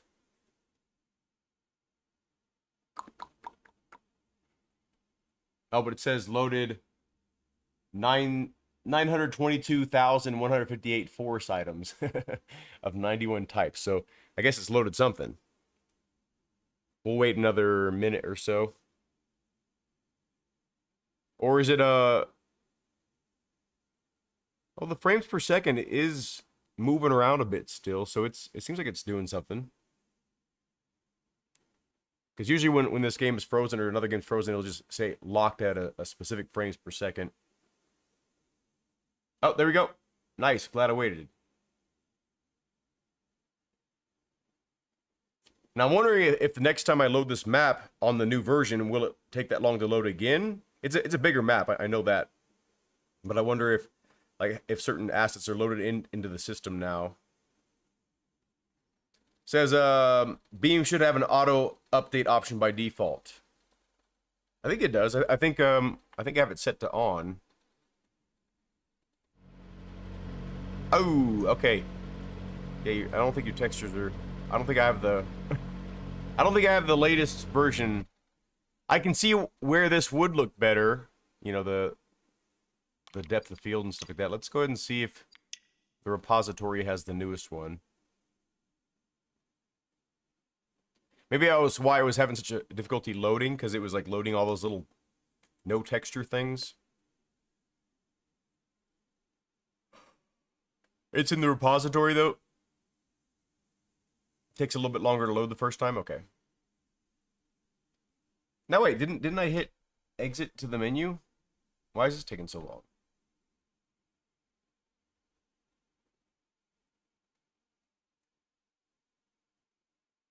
Okay, we're gonna exit the game and come back in, I think. Oh, damn it, it just fucking came back in. Okay, never mind.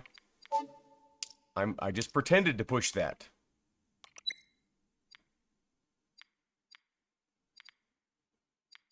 Okay.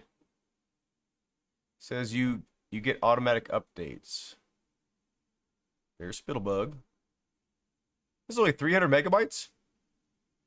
So, I'm guessing, is this the wrong one? Is this a different one? It says version 0.39, so I guess... Well, I'm not sure what's going on, Spittlebug. Maybe something's going on with the thing. You could update it from the repository in-game. I think the chat is a little bit slow because I think I asked that like a minute ago. We should do a little test to see if the chat delay, or what the chat delay is.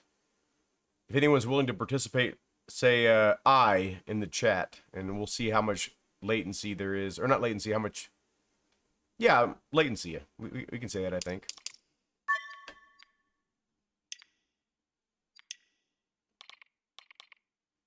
See, I was really hoping for like more, you know, stages, more locations, or like a whole new map, you know, for the rally mode. But I mean, I'm very happy with the update. You know, it's a very good update for rally specifically for the, you know, the aerodynamics of the car matter now, or at least more, and the, you know, there's a new rally car that's straight from the developers.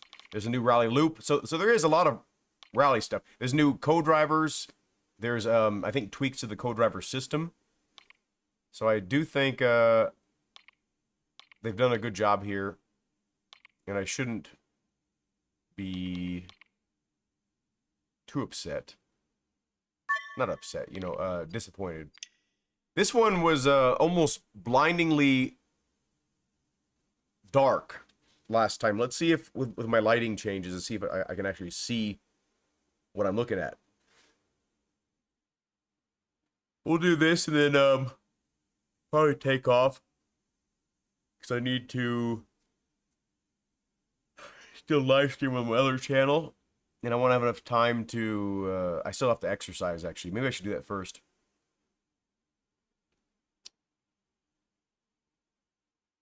Okay.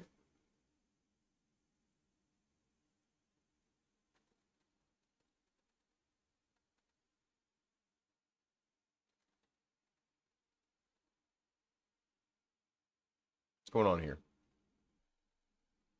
It's loaded the motion like 3 times now.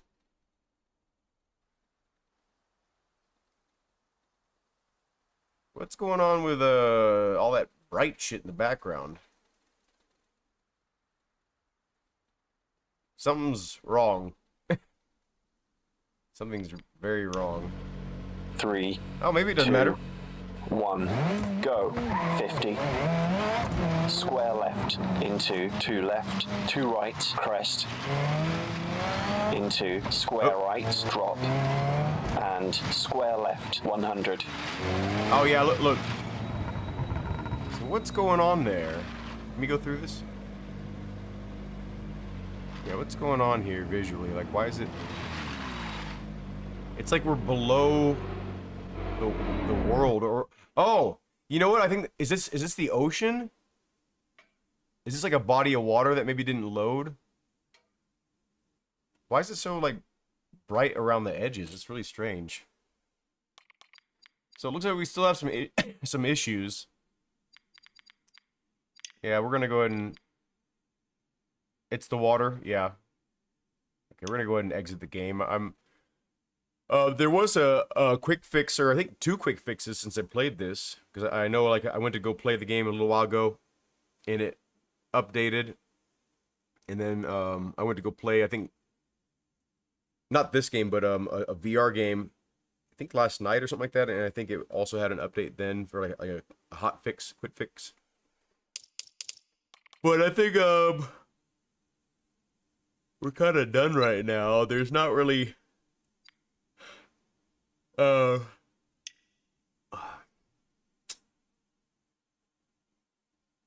not really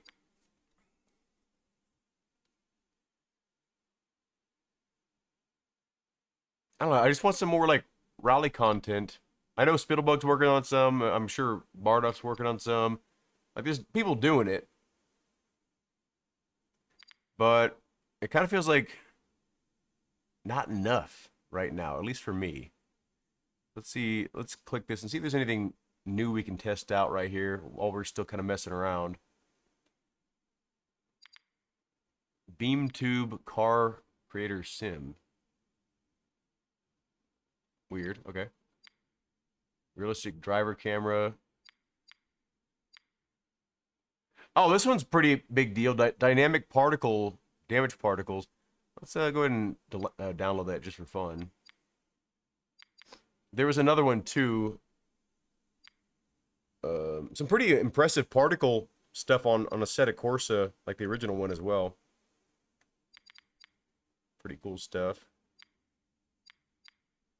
I thought I had categories. Oh, so the orange stuff is selected, I think.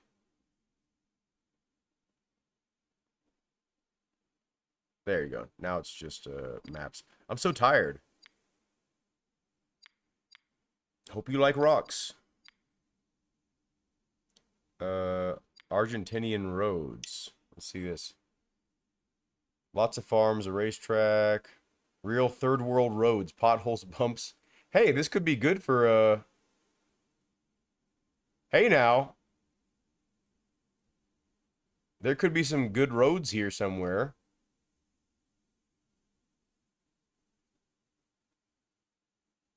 Okay, well, Looks like a lot of straight. Oh, here we go. Let's try this out. Oh, I didn't mean to do that. Let's see what else we got here. Do we have... Okay, we have Polish roads, I think. Yeah, we have that. Damn it, I keep on pushing the wrong fucking thing.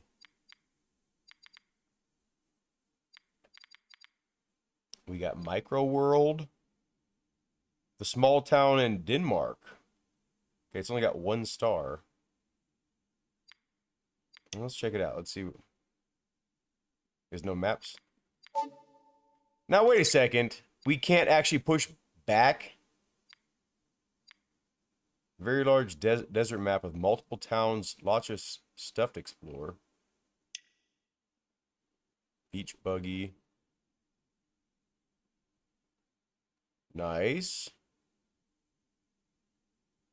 Okay. I mean, yeah. Let's do that. See, okay, so I have to push... Okay, I can just push repository again, I guess. Michigan Dunes. Cool.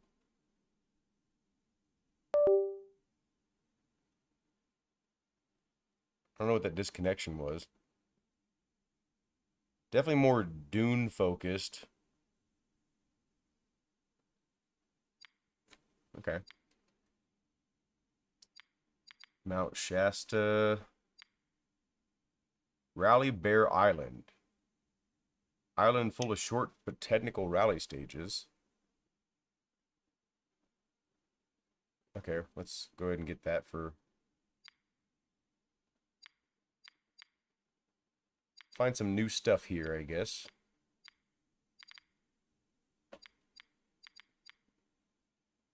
Rural, not suitable for work off-roading. Oh, I'm so tired. Oh, it looks pretty cool. Maybe some nice roads for racing around. Hey, okay. Let's try it. We're gonna get too full up with mods here. Cadence map. Cherry blossoms. Scenic cliff. Volcanic peaks. Let's try it out. We're open-minded right now.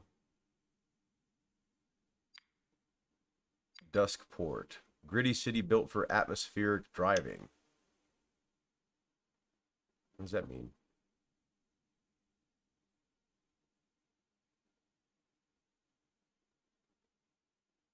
Okay, so it's just a little tiny city, I guess.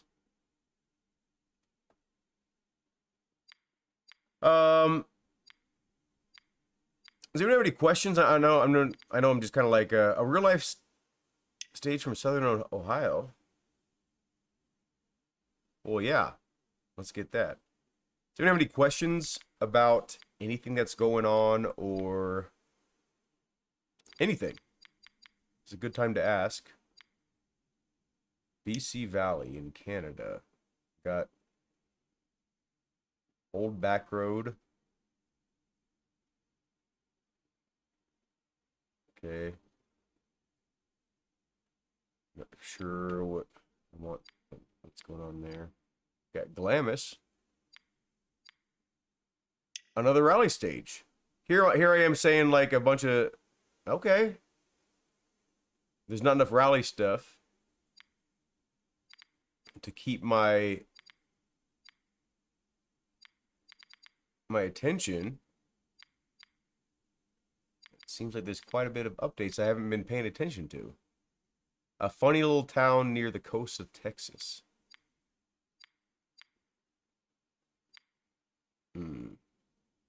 Another fucking rally. Well, damn. I've been like sleeping on everything. On my Glock. A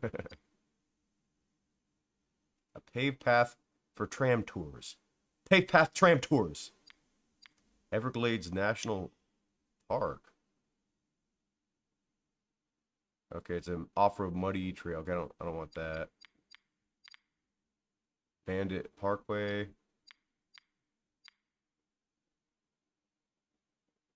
Oh shit, I didn't mean to do that.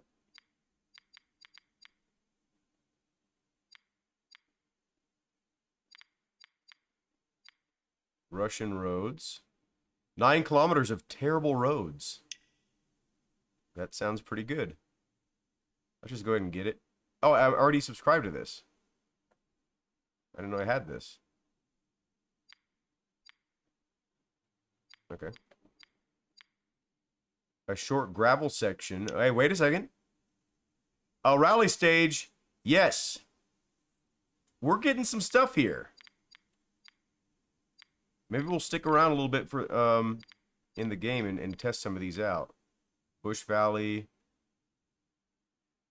Savannah. Small settlement. Okay, it looks like a Johnson Valley mod.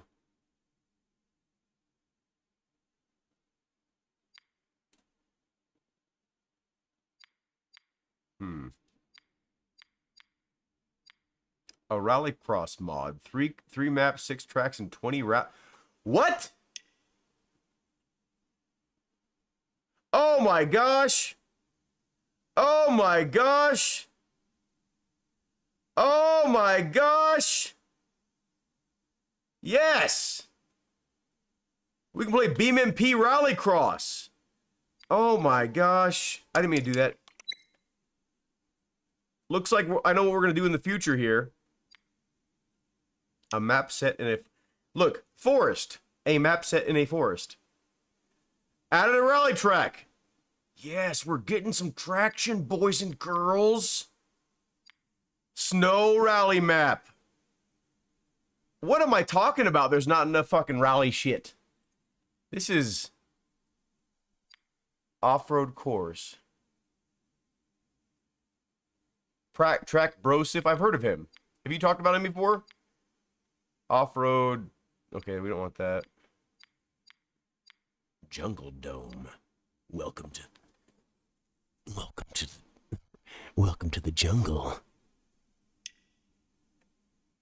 What do we got? The Jungle Dome. Wait, this is like a mod of the... What? Okay, I'm not interested in stuff like that. Oh boy, we got so much stuff to try. We got so much cool stuff to try. A literal combination of West Coast, East Coast, Utah, and jungle. Wait, in one map?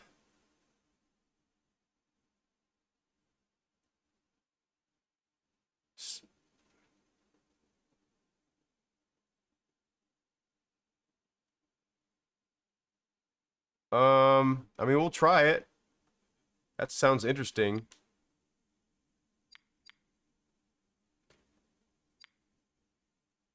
British cat. Baja. This is an open range desert, so this might have some nice dirt roads. That's a little bit too bumpy for a rally. But hey, I really like the coloration of this. There might be some good roads here. Check it out. Gonna run out of fucking space on my endless driving. Okay, I don't like the look of this so far. No, I'm not interested.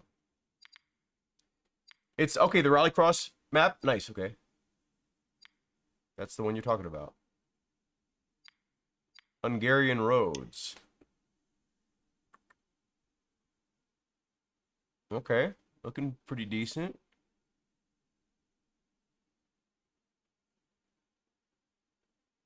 Looks like it's mostly city focused, but we'll try it out.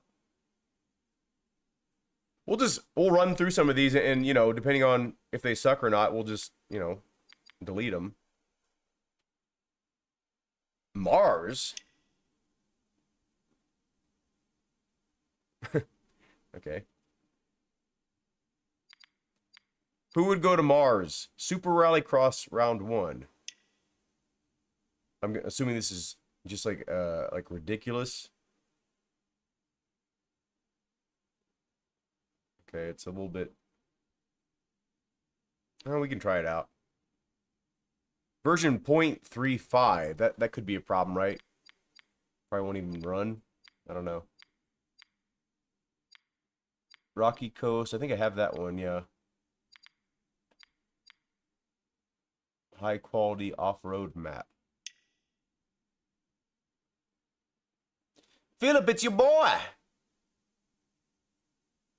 I mean, it looks pretty cool for just like rock crawling around. Yeah, I like rock crawling sometimes. Maybe we'll get back into that at some point. Just kind of fun to mess around and not roll your car going up rocky stuff. Peaceful Italian. I already got that one. Okay. So it looks like we're getting more into stuff that we've already downloaded, maybe.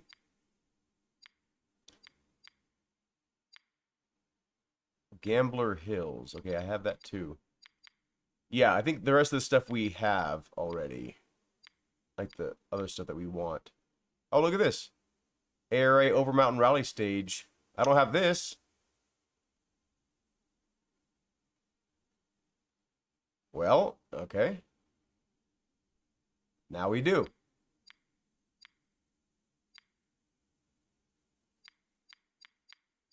Motorsports Complex, Auto Price. Johnson Valley Overhaul. Off-road track. Autocross, 2 rallycross tracks. Okay.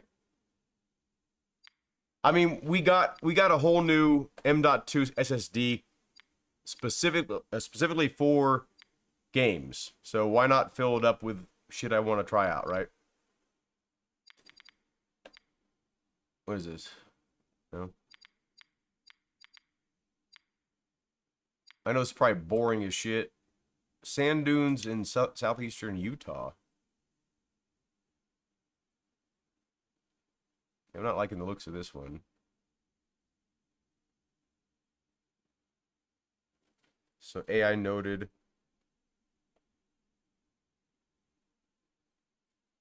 I mean, it might be fun, but just looks like the roads are a little bit too rough for cruising around.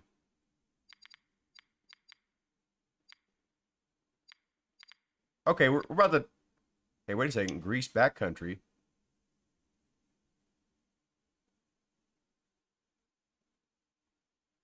We'll try it. Bobby Bulgat.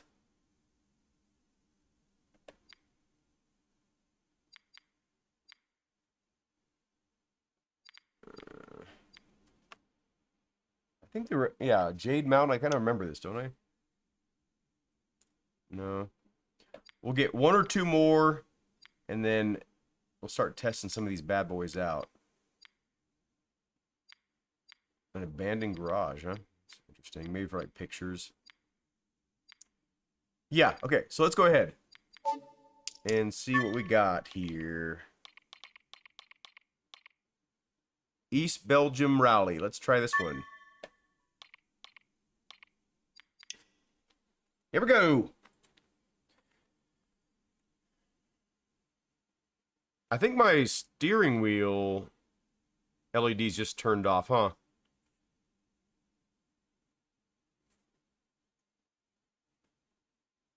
Is Colada like Collider or something?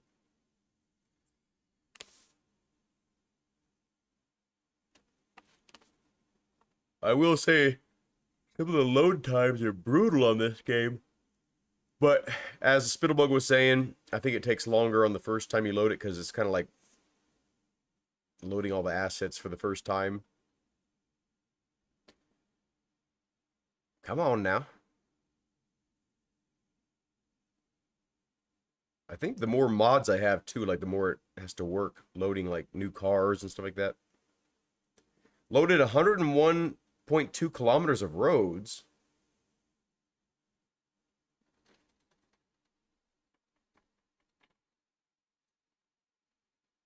What?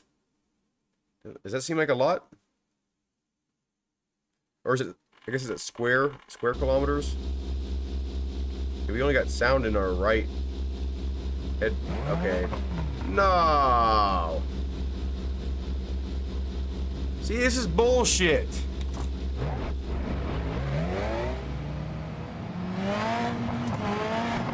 I mean, this wouldn't look too impressive anyway, but this is bullshit because, like, why does BeamNG, like, break all these mods every time there's, like, an update? There should just be, like, some automatic function that just keeps whatever textures that the mod puts there, like, whoever made the mod, just fucking keep those things there. I don't know why it does this. How's it going, Hughes? Okay, well, that's bull. All that loading for nothing. We're subscribed to it now, so if it has an update, we'll see it. But it's very discouraging, I feel like it would be for the modders to constantly update their stuff, you know, after they put in all that time for it. Yeah, BeamNG, correct. We're trying out some new maps we just downloaded, but so far, the very first one was not good. Let's see, what was the other one that we were really interested in? I think it was not that one. Street stage. It's weird that, like, when you download something, like, the names are different than what you actually downloaded. Like, I'm pretty sure, or maybe I'm just, like, reading the wrong shit. I don't know, but yeah, we just tried this one. That one didn't work. Here we go. Rallycross. So this, I think this is one of the mods by that person Spittleboy was talking about. How you doing, Hughes? Yeah, we're just testing out some shit. Obviously the new 0.39. We're testing out my new motion profile I have set. We're testing out we're getting all bumpy for a second for some reason. I need to lower my engine vibration. Okay, this looks alright so far. Solid 90 plus frames per second. Okay. Let's see what we have here. Okay, I didn't set that up right.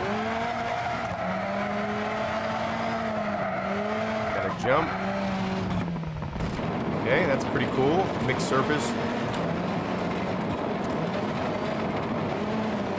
Okay, this has definitely be fun for Rallycross so far. Wait, oh, was that already one lap? Or is this a different, okay, no, this is a different part of it. Got a little tabletop. Another little jump and skip. What the fuck are you doing on the track, you fucking idiot? Okay, I guess we take a left from here. Not sure why. Oh, it's loading in AI cars, but why it's, well, okay, we're gonna use them as obstacles, I guess, because, yep, we'll just go ahead and, oh no, well, I was gonna say we can just drift around this guy, but, oh, see you, buddy. Oh shit, you fucked me up. Okay. Hey, we have some no textures even on this, I think. I used to have it set up to where the space bar was, oh, look! See, look at this! See, this is fucking stupid. Like, we got no fucking grass or whatever this is. It's like, why? Just leave it in place. Whatever the shit that's loaded here, lock it in. You know, like, make your shit work with the other stuff. I don't like that. Yeah, so do I, Hughes. Like, it's my favorite wheel out of all the wheels I've ever had.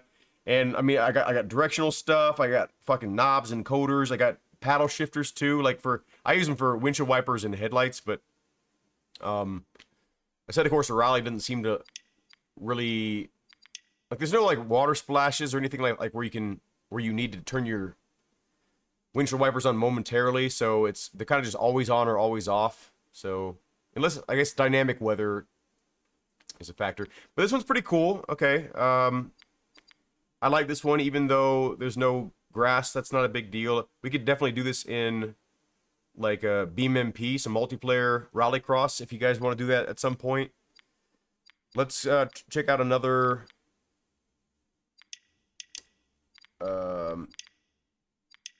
check out another map here.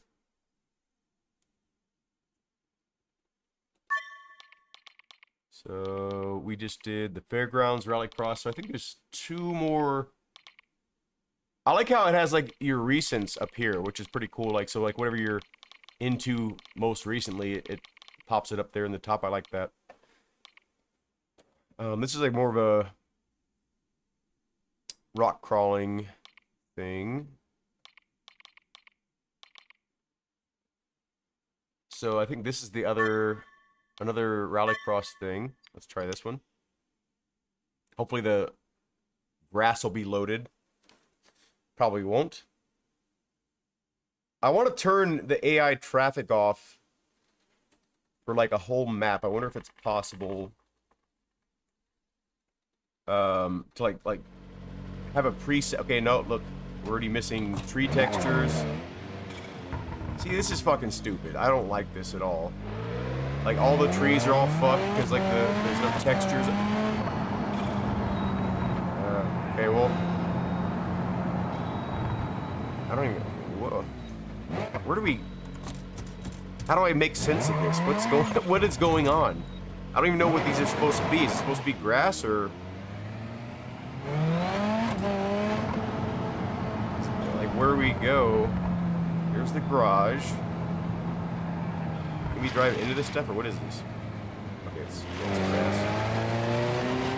Maybe we take a left up here? Okay, yeah, here's a road. Maybe we just gotta find the course. Hey, Dad! 105 today? Yep. There you go. That's what the desert is. Oh my god. So here's a track. Looks like it's like permanently autumn.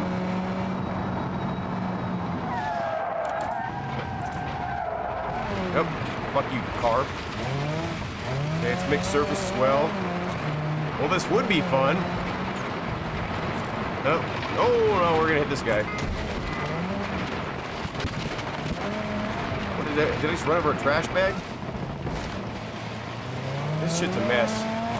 Okay, we got pavement again. Nice hairpin. Okay, then gravel. Okay, so that's one lap, it looks like. Oh no, this is more of a sweeping turn than I remember. Oh my god, we're dead. Yeah, it's so fucking annoying having this AI traffic on every single map. But, how do we get rid of that? Was it environment? Traffic. Active. Remove traffic. There we go. More traffic options. Well, it's easy enough to get rid of at least. Now, I wonder if it's going to be removed, like, permanently. Yeah, it's hard to tell what this one's going to look like. The road surface looks alright, but... You know, without seeing, like, the rest of the shit. Got the little Conspit, Nano the other day. Nice, Hughes. Yeah, so obviously you like it. Yeah, this is not... The textures haven't been,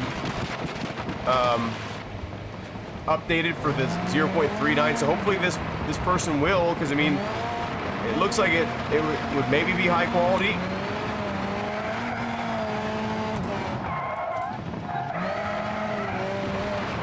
Dead. Hey, this looks like I don't remember this part of it. Oh, maybe that's the Joker?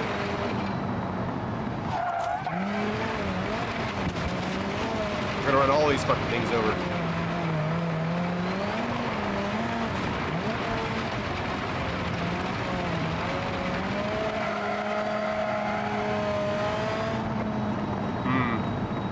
Yeah, it looks like it has the potential to be a really cool place, but again, you know, they really need to figure out how to retain these modders work, because just throwing all the textures out the window and then this modder will probably abandon the project at some point, and then it's just gonna look like this permanently in the repository.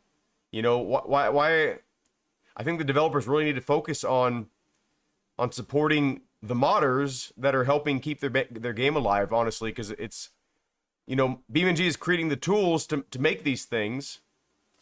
As far as I know, like, you can make this whole map like within BeamNG with their built-in tools. I'm sure like other people like import stuff too from like Blender and stuff, but yeah, I think they should really be prioritizing the modders. And you know, BeamNG, if not for the modding scene, it would just be like a few boring maps, you know, from the developers, with great physics, right? But the modders are what keeps it interesting. You know, there's always something new from the modders. There's not always something new from the developers. So they really kind of help keep the game alive. So I really would like to see some more support from on that side. Okay. Oh, yeah, I saw it, Spittlebug. Let's try this one. Sarnu. Let's see what textures are missing on this mod. Now, obviously, you know, a lot of the modders will catch up, and then these things will look normal again. But, you know, but then next update, okay. Then, you know, okay.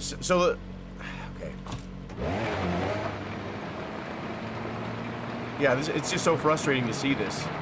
It's one of the most frustrating things about BeamNG is, like, this looks like it'd be a really fun, really tight course here, and then it just strips all the joy from it because, oh, and we got veering paths too? Yeah.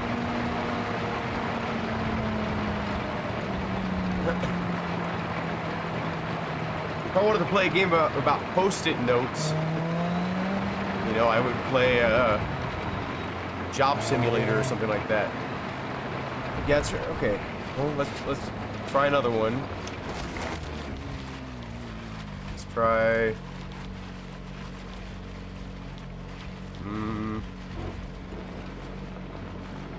Let's try this Hungarian roads. I don't know. I don't think we tried that one, did we?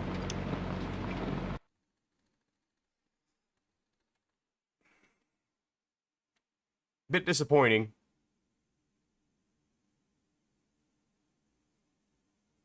It doesn't seem like it would be too hard to preserve these modders' work. Is it like, what is it? Is it just textures, right? Just allow the textures to remain, right? You like that? Because every time it's like the road surface is there, the lighting is there. It's usually just like the trees and grass. Just fucking make it to where you have some basic fallback textures or something, right? Can that be that hard to program for? I don't know. I mean, maybe I'm just like talking out my ass because maybe it's really hard and I don't fucking know. But it seems like it's within the realm of possibility, I should say that. Okay, yep. Whoa. 10 FPS. See, okay, so here's a perfect example, right? Like, the texture on the wall is loaded, the texture on the door is loaded, the texture on this stupid looking bench is loaded, right? Why is it just the grass and the trees? What's going on with that? I feel like that should be super fucking simple. Okay, yeah, my setup's really struggling with this many cars. Yeah, this looks like it'd be a pretty cool map, honestly.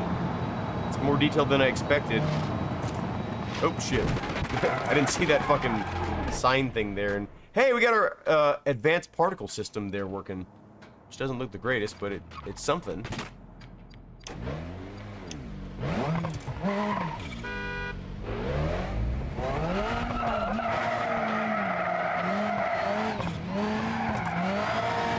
this looks like be a really nice, detailed little area.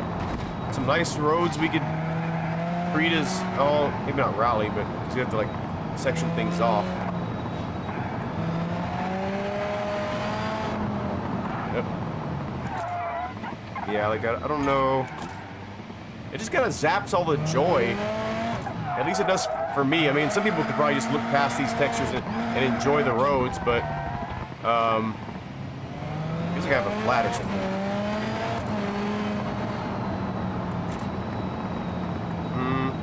It's really hard to tell like where to go because it's like all just sticky notes.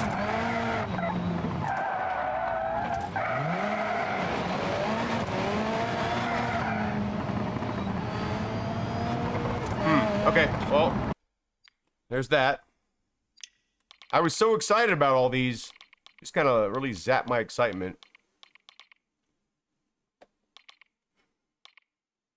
This is another rally location. Oh no, this is, what was that one I saw? This one. Yuck. I'm gonna guess from the I'm gonna guess from the thumbnail alone that this is gonna have missing textures. I don't feel like this guy updated his shit yet. Now, come on now. I'm glad it's Friday. It says on your phone, it looks like totally fine. Yeah, yeah. You can't see as many missing things, I suppose, on a little tiny screen. Wow, this is loading a lot of shit. I don't think I've ever seen this many buildings and stuff loaded up. Or maybe this slowly, because I've never seen the thing move like, you know, gradually like that. It's always like, Wow. This could be a super detailed map, and I'm talking shit about this guy's work. I was like, this is probably gonna not be updated. He's not on top of his shit. Maybe it's gonna be mind-blowing. Who knows? I know one thing, and that this is taking a long time. Just looks like autumn everywhere, yeah.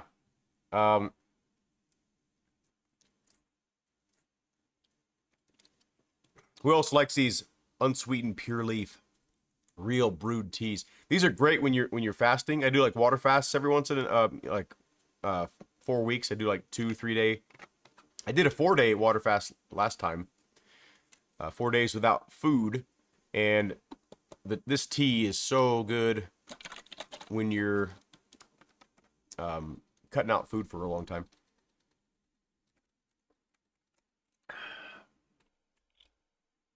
Okay, looks like we're maybe almost loaded up. 76.9 kilometers of roads. It's oh, what's going on here? It's starting us on a hill. Yup. Fresh autumn leaves everywhere.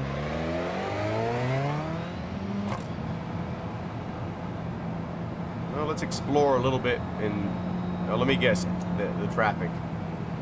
Yep, there's the traffic. I guess it makes sense in a town like this.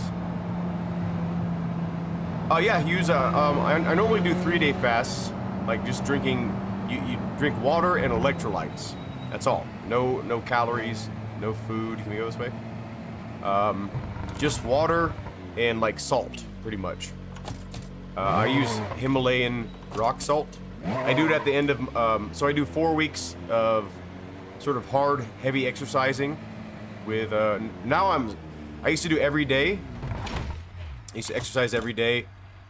Trying to maximize my time. And I scheduled like, you know, push days, pull days, and then, Jesus fucking Christ, buddy, get the fuck out of the way, you're the piece of shit car. We're gonna kill this fucking guy. Where are you? Oh, you think you're getting away from me? Oh, it wasn't you? Pit maneuver. Get the fuck out of here.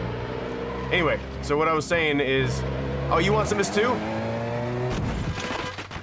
seems like you were searching for a, you know, a car insurance situation here. You wanted a new vehicle because you could have probably slowed down and avoided that truck.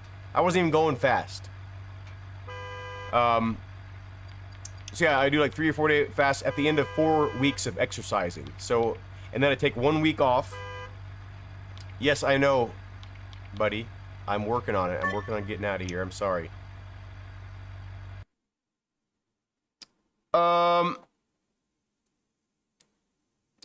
Oh, definitely, Hughes. So, it makes it sound like when you hear exercising every day, it sounds like I'm overworking things.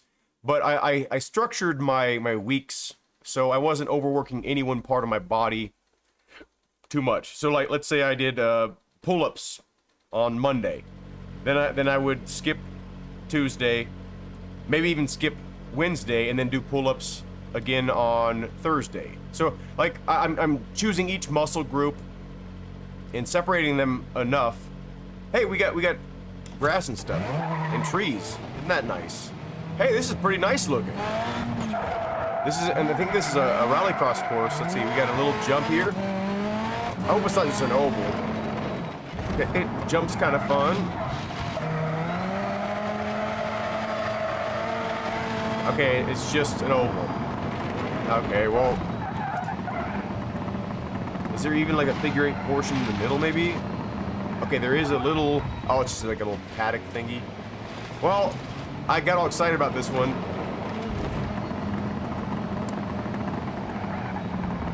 But so, and then like certain days I would only do shoulders. Certain day I would only do grip training, you know. So I would spread it out. Hey, here's a little winner's podium thing. That's kind of cool.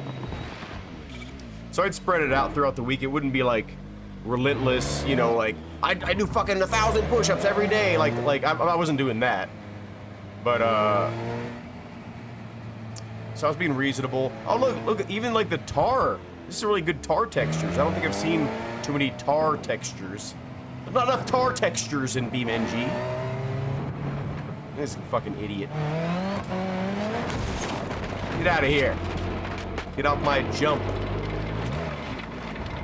So, that one's at least, oh wait, we are missing some textures. Look, right there. We're missing textures. Isn't that fun? Let's see what else we got. Oh, let's try this Desert Hills Baja. It's all Baja, but maybe we can do some rally stuff here. Who knows? Yeah, over the traffic. You get me? Cool. But yeah, so my idea behind the 3-day water fast, for anyone that doesn't know, when you're fasting, your body goes through a autophagy, which is a cellular cleaning process. Obviously reduce inflammation because your body's not constantly processing food. You know, you're actually processing, or not processing, you're healing your body, like your internals. You know, when you eat every day, especially like 3 times a day, which is much too much for most people. Okay, this is definitely not rally car territory. This is like trophy truck territory. But we'll check it out a little bit. Like, I like the foliage here. Maybe there's like some other roads. Okay, let's get a little bit smoother here. You know, we're not really designed to eat every day, and that's why we have a lot of medical problems. Like, not only because of that, but that's one of the reasons why we have a lot of medical problems in the United States here. This is not bad for rally. Okay. But so I do these water fasts for autophagy. I do it for stem cells because your body naturally produces a lot more stem cells when you're not eating food for a certain period of time, because your body is in like repair mode, you know, like, so it's trying to like heal you. Your body prioritizes actually healing your insides more so than processing food, you know. And what also happens is human growth hormone multiplies in your body, and which allows you to, you know, get bigger muscles back when you start eating again, right? Like, so that's what a lot of people aren't thinking. Like, they're like, oh, you're gonna lose mass, which makes it to where like you're gonna be smaller. Well, you have to lose mass in order to be able to gain mass in the future. you know. So I'm able to actually put on a little bit of muscle here, you know, with help of creatine and with the help of just like obviously just being very consistent, but also with the fasting at the end of my 4-week exercises. Like I've been doing this for over a year now, and okay, it's getting a little bit rougher again. You also get increased testosterone, not during the water fast, like you actually have decreased testosterone, but your base testosterone raises when you start it's what's called the refeeding process. So like when you start eating again, you start getting your body back to sort of its normal calorie intake, your base testosterone is actually higher than it was before. So there's a lot of huge benefits to doing this, and I got my wife doing it. She's a bodybuilder now. She looks like Arnold Schwarzenegger. I'm just joking. She does it for obviously just health reasons. You know, it's good to heal your body and get some inflammation off. Look at this guy driving in the grass over here. He's not treating his Honda Civic right. That's a classic car. Treat it right. Oh, he just rolled his fucking... Good job, buddy. Look at the shadows here. This looks really cool. That almost looked like a real scene for a second. Oh my god! Okay, I probably shouldn't have been that close to the middle of the road on it.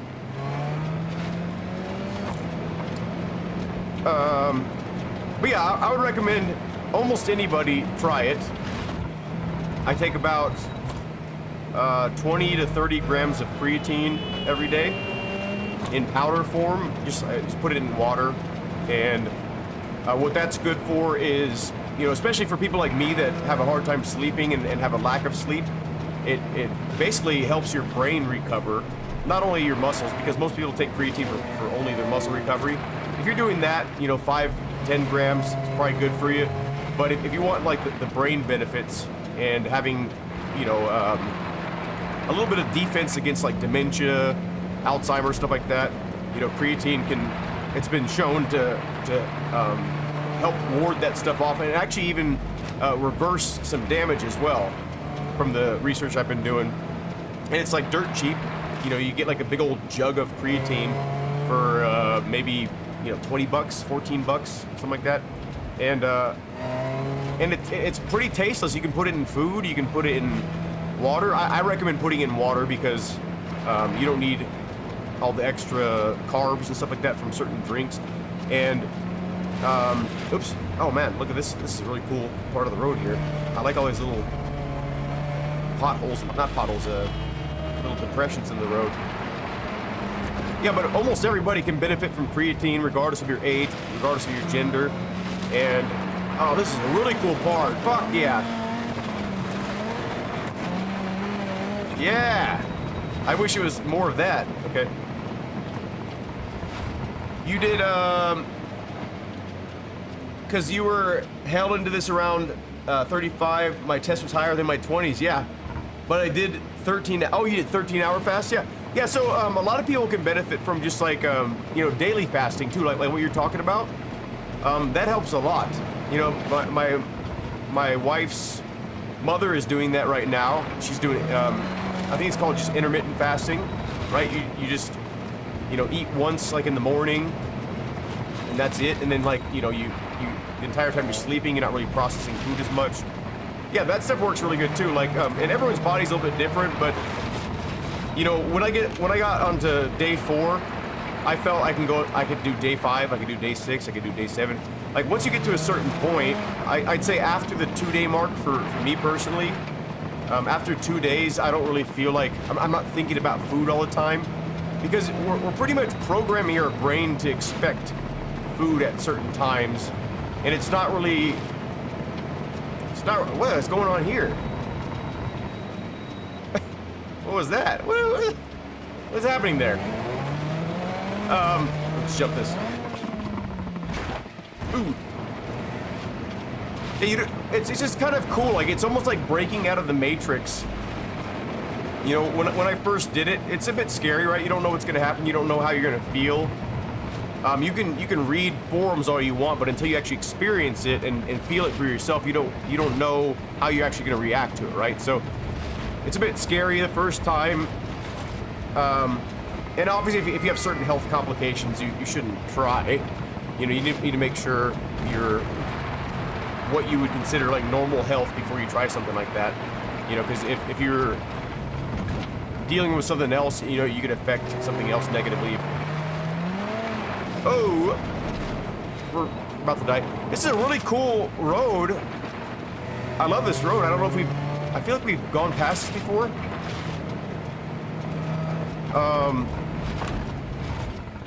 We're just kind of enjoying the road. We're not really trying to get anywhere fast. Just enjoying this third world country road. This would be a nice road in some countries. Oh, look at this. Let's go this way.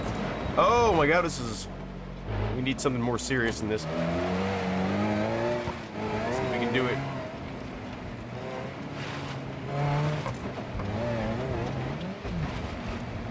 It's like sand or something. Yeah, it's like breaking out of the Matrix. So like, once you realize, oh shit, I don't have to eat every day. Oh, I don't have to do this and this and this. And it's really just, it's pretty much society programming you to think you have to do this to encourage pure consumerism. You know, you don't need to eat fucking candy. You don't need to drink sodas. We all know that. But you also don't need to eat food every day. What you need every day is water. You need water every day? Okay, oops. And you need electrolytes every day, like certain minerals and, you know, things like that. But you don't need food every day because your body is already, it's storing that stuff. And when you have enough in storage and you add on top of that constantly, you're actually doing your body harm a lot of times, because then you're like, you never actually use what you're storing, and you're like a pack rat of your own body. You know, so like you need to actually use what you're storing, otherwise you're just constantly saturating your body pretty much unnecessarily. Now, of course, like if you're in a life or death situation and you don't know when your next meal is and you have no guarantee, oh my god. Definitely eat as much as you can whenever you can, right? But I mean, if you're in a controlled environment where you pretty much know you're gonna eat whenever you want and you have enough financially to eat every day, you know, you don't have to. And that's the beauty of it. You know, certain people have, like, again, medical conditions where it doesn't apply to everybody. But for the majority of people, right? And then the people that do have problems, it's typically because they've abused their body to get to that point, right? Like, there are some people that are born, I think, with like diabetes and stuff like that. So I can't speak on that, but the majority of people that have diabetes have caused it due to their diet. Oh my god, look at this. So I remember going to places like this in real life. Not this big, but let's see if we can get up this. But yeah, it's because we're being programmed to think we need this, you know? So just try escaping the Matrix one day and realizing you don't have to do things the way you think, the way you've been raised, you know? And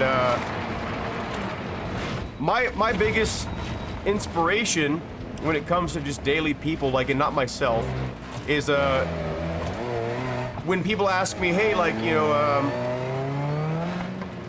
know, why are you doing that? You know, you're gonna die. And I'm like, what do you mean I'm gonna die? They're like, well, if you don't eat for a day, you're gonna die. And I'm like, what do you mean? You're gonna die if you don't eat for a day. There's people all around the world they're not eating every day and they're not dying. We've been doing this for thousands of years. Oh, this is a cool little spot. Almost rallyable. So far it's pretty good. Oh, now it's not. You have these like little moments of clarity in the road surfaces here. But it's just like one of my favorite things to hear, because I'm like, damn, like so many people are under this illusion. You know, you have to eat 3 times a day, or you're not gonna have enough nutrition for tomorrow, and it's like, nah, like it's just so wrong. You know. Anyway, do a little research if you want to try it out and see if it's right for you, and if nothing else, just challenge yourself, and then just to break away from the matrix a little bit, because we are all programmed. We're all programmed, and a lot of us don't even know it. There's been so many things I've experienced recently, and I'm realizing I'm part of a computer program, basically, just like this game, you know, and everyone tells me certain things, and we take it as the truth, and it's not necessarily the truth, you know, with a lot of things. Not everything, but with a lot of things. Everything, there's so many things that are just a pure illusion, and it's just because we've been told over and over from movies, from your parents, from your friends, from history books, you know, there's so many things that just aren't fucking true, and it's eye-opening to experience it firsthand. I'm like, oh shit, you know. Pretty cool though. Opens your mind to a lot of other things too. Says, hey, there you go. You still drinking creatine, Light? Good, Dad. Creatine, like, I was scared of creatine at first. My son started taking it. He's 20, what is he, 20? He's like 22 now. He started taking it because he started like taking exercise more seriously, and he heard about all the benefits of creatine for, you know, muscle recovery. And I told him to be careful with it. I'm like, you know, do as much research as you can before you like dive headfirst into it, because I mean, you know, it seems like you have to take a lot of that stuff. And then I found out, you know, our bodies make creatine naturally, and I'm like, oh, okay, so it's basically just supplemental, like it's just adding more than what you already have. This map is really fucking cool, by the way. I wish there was more flat roads. Like, this would be a dream rally map if the roads were just a little bit flatter. You know, a little bit less undulaty. I'll give the name of the map for you in a second here, but yeah, then I started really looking into it, and then I'm realizing, you know, creatine is not some new thing, first of all. It's been around for a very long time, and from what I know, it's one of the most well-documented supplements that you can buy off the shelves, you know? So, oh, the surface changed too. Is this gravel or, it feels like asphalt, like rough asphalt. Yeah, there's no, yep, okay, cool. Hey, we even got fucking roads? Yeah, this is a cool-ass map. This should be a little bit smoother roads if it's considered a road, you know, not like a, try to haul ass a little bit. We're kind of Baja-ing it in a rally car. Oh, yeah. Yeah, so, and then I'm like, oh, shit. I gotta try this out for myself. And I tried it. And, of course, like, you don't get results right away. And a lot of people, you know, not really patient enough to continue something if they don't get results right away. I'm starting to sound like Robert Kennedy.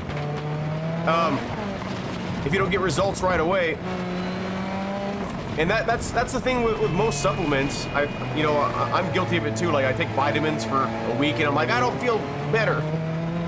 Fuck vitamins, right? But it's consistency that's pretty important.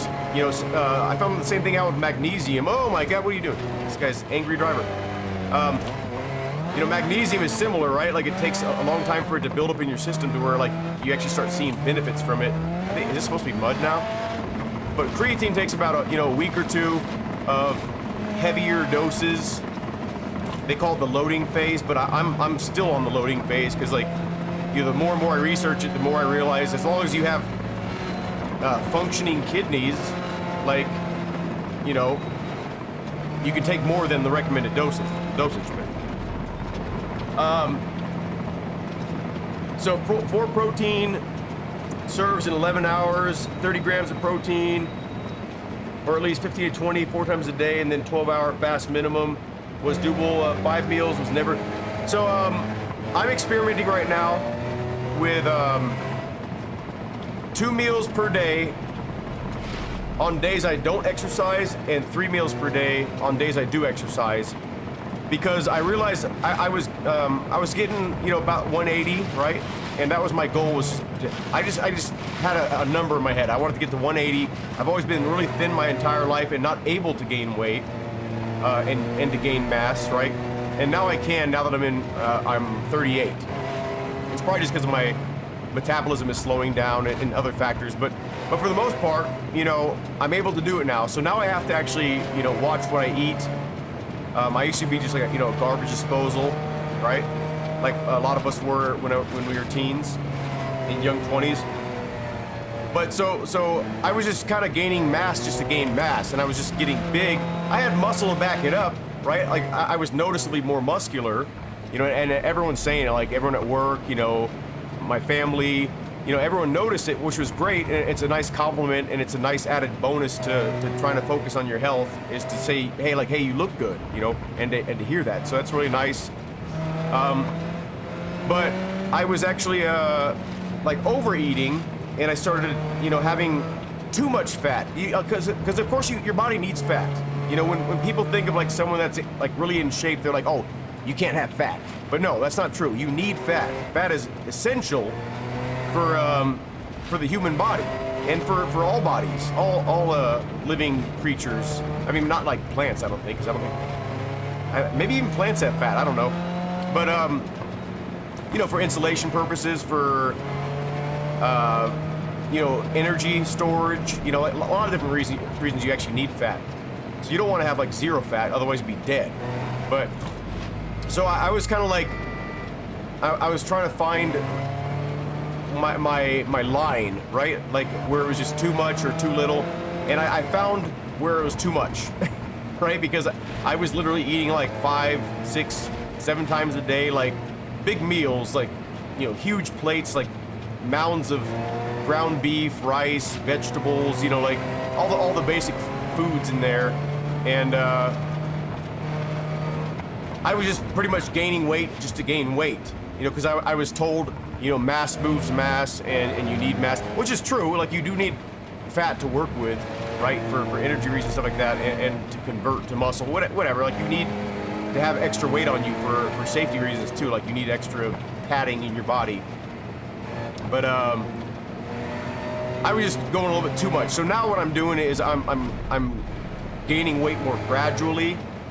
I'm back down to like 170 something, which I think, because like 180 was my BMI, which, you know, is not a super accurate way to tell if you're overweight or not, but like my BMI for my height, yeah, I think I'm supposed to be around like 175 or 160 to 175 or something like that, and then over that I believe is considered overweight for my height. I'm 5'11".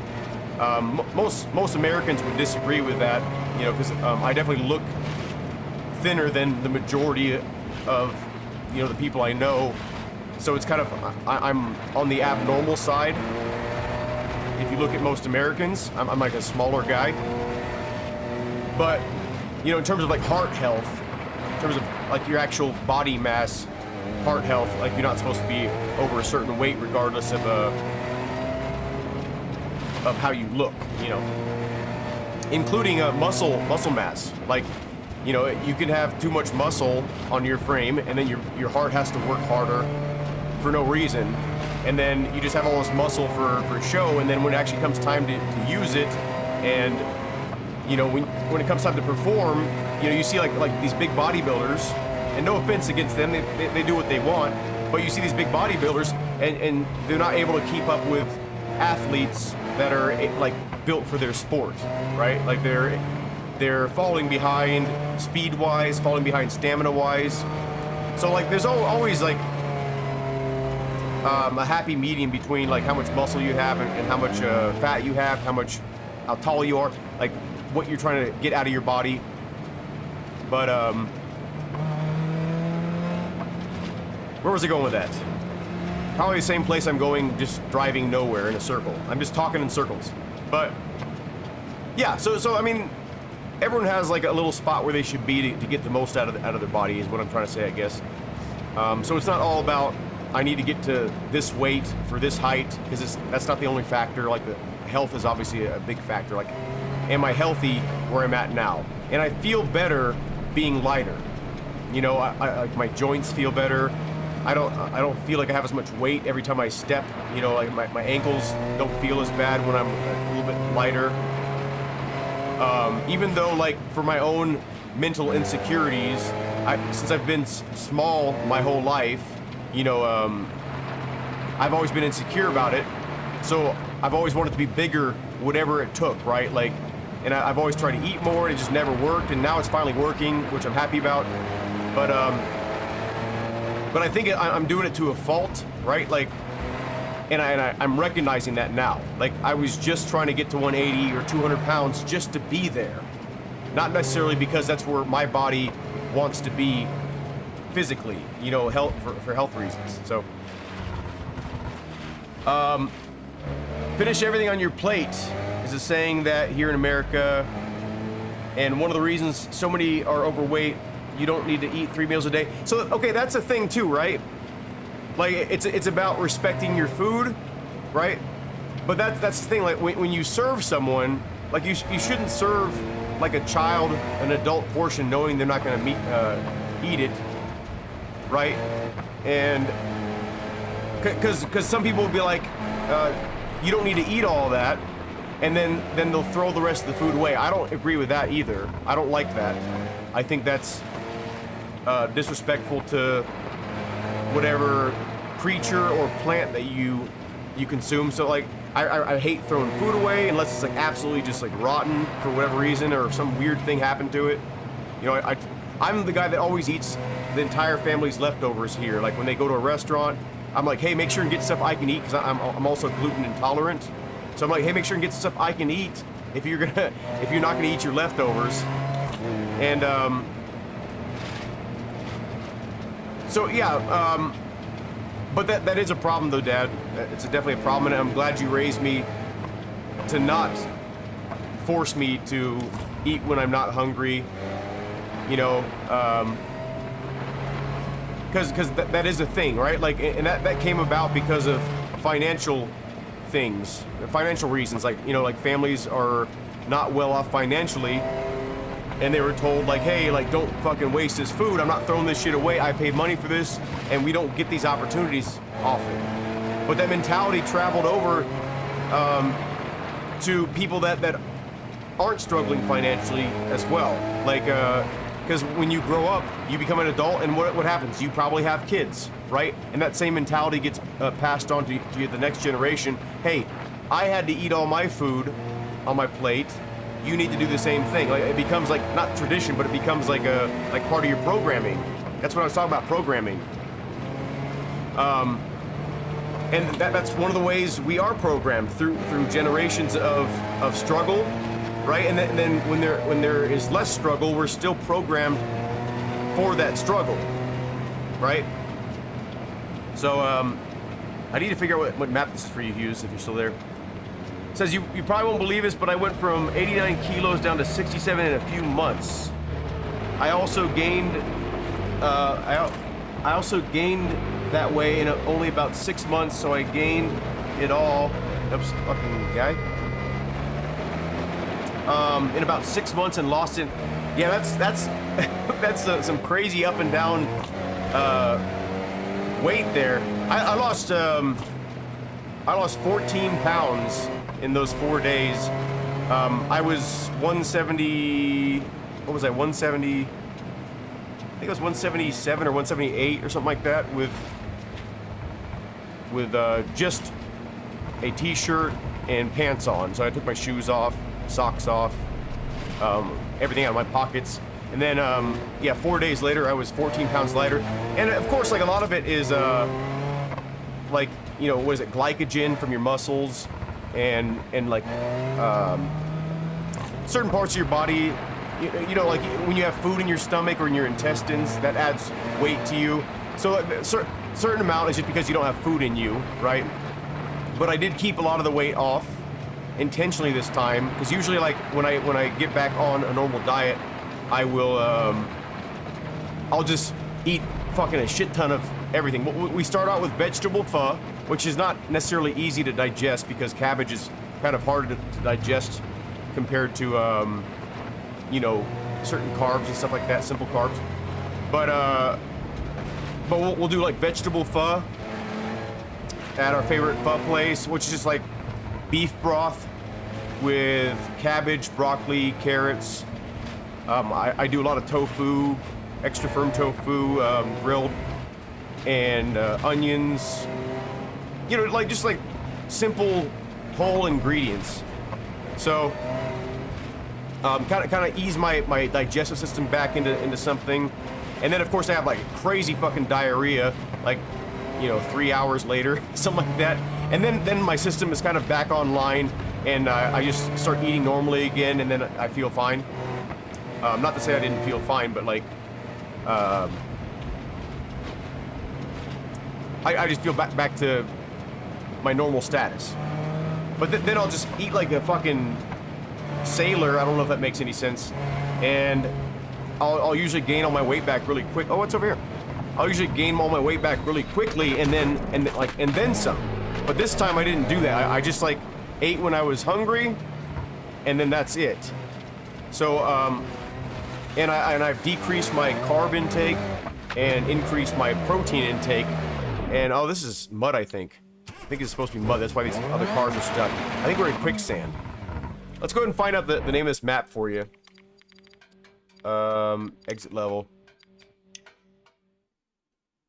So yeah, that's a trick too, because a lot of people will think, okay, I need to eat light, and because a lot of people don't eat heavy meals because they're trying to lose weight, and I see this a lot, and they'll eat things like rice, and they'll eat things like thinking like, you know, it's eating like a bird, like I'm eating like a bird, like I can't gain weight eating it like a bird. But when you're eating like a lot of carbs, that's when your body like stores it as fat, you know, like protein, you know, for one, it takes longer to digest, and it sits in your system longer, so you don't feel as hungry when you eat more protein than you do like carbs and things. Like carbs burn really quick, you know, and your body asks for more. It's almost like being on like crack or something like that, cocaine or something like that. Your body gets this instant rush of energy, of like, what is it, insulin, blood sugar, you know.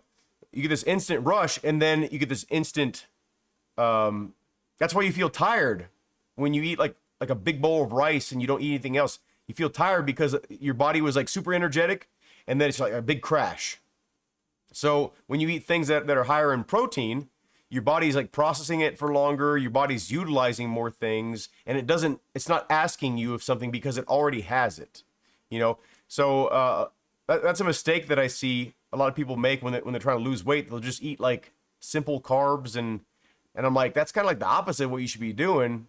You know, you don't need to only look at calories, because calories is not the only factor. Like you can have something that's higher in calories and like less in carbs, and have it kind of be better for you overall, as long as it's balanced out with like you know, fibers and proteins and stuff like that. Like there's not only one metric to go by, and that's what a lot of people make that mistake.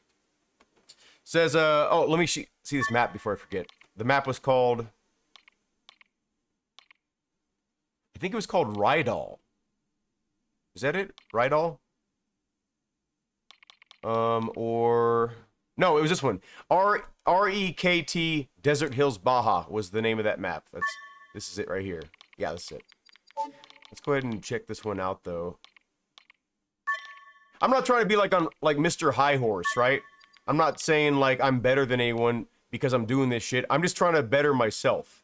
You know, I've been kind of stagnant for years in my recovery, my physical recovery. I've been going to physical therapy for years. I've been trying to get better, and it just seems like I hit a plateau. And I'm like, I needed to try something different. I need to go against the grain a little bit and try some different things in order to see some differences in my life. So that's why I decided to try different diets, to try different methods of recovery. Like right now, I'm focusing on isometrics. I've never done isometrics. I've done it in like a physical therapy before, but I've never like prioritized isometrics. So now like all my major movements, you know, I get tendonitis, I get tendinopathy, you know, all throughout my body. I have tendon problems from like abusing my body through like various, you know, BMX injuries, dirt bike injuries, overuse injuries. You know, I have all these problems all like ravaging my body. And so I'm like, I have to do something different. So now I'm doing like isometrics, and specifically I'm focusing on my hands. I had to quit all my grip training, my grip strength training I was doing. You know, I do like crushing, I do supination, I do pronation, I do ulnar, what is it? Radial and ulnar forearm exercises. I do like pinching exercises. I do extensors. You know, I do all these like grip training things. And I was just doing all that too much and not focusing on my tendon health. And it turns out your tendon health is pretty fucking important in your hands and forearm development, because it's like your hands are pretty much just tendons and ligaments and all that shit. So, I'll see you later, Hughes. This is why I eat lots of meat, because I don't take creatine. Yes, that's a good point. There is creatine naturally in meat. So, anyone wondering about that? Good point. Yes, Hughes. But, okay, so this is kind of cool, even though I don't like how the shit's like loading in right in front of my face. But I like this so far. It's a bit open for my taste. But we'll see what it has to offer. Oh my god. I guess it's the end of the map. Okay. Yep. I found the end of the map. Let's go ahead and hit the map. So I'm assuming we were over here. Let's start right here.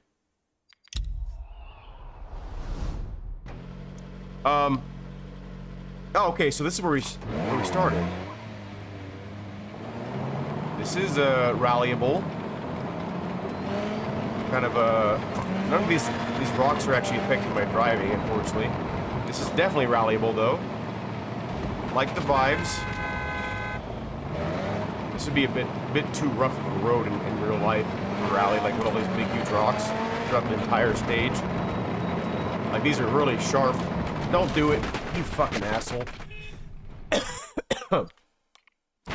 I've been pretty much taught to, if you have a tendon injury, to pretty much completely avoid using it.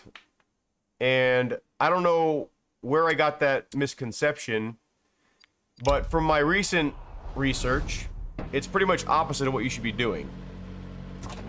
For anyone that has any tendon issues, and maybe you haven't looked into it, from what I know,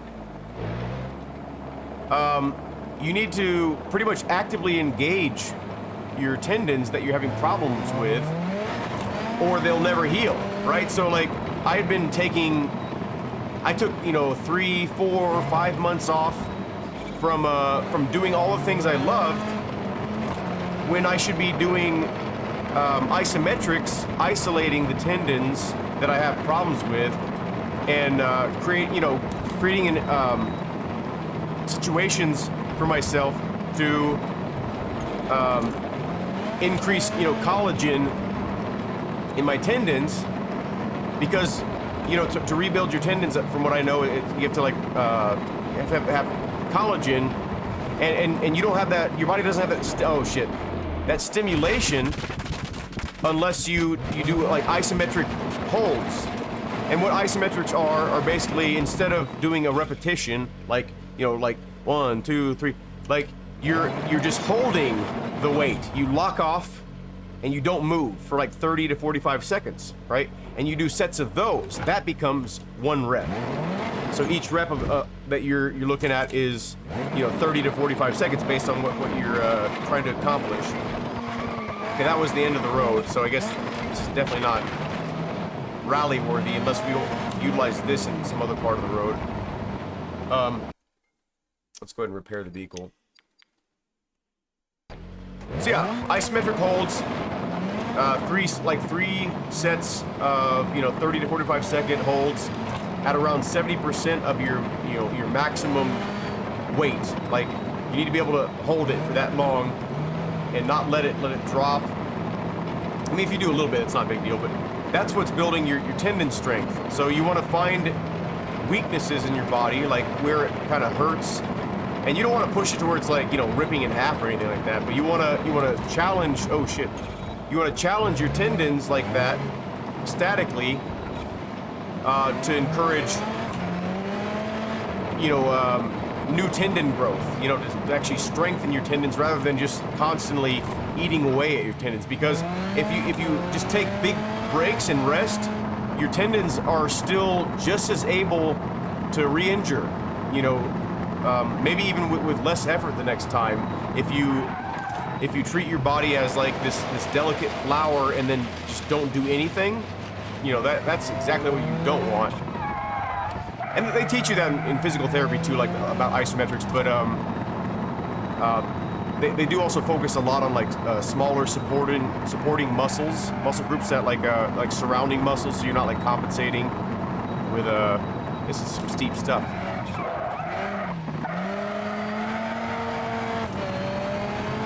But yeah, look into isometrics if you have any tendon pain, and try to incorporate them into your routines, because I've noticed a big improvement since I started doing them. Just maybe I've been doing them for I think 2 or 3 weeks now, something like that.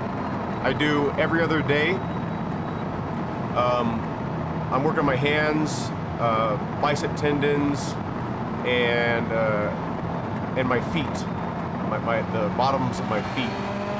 Trying to heal those right now. That's my main focus. After that, then I'll probably and I'll probably like focus more on my. I'm doing knee stuff too. Let's see if we can get up this.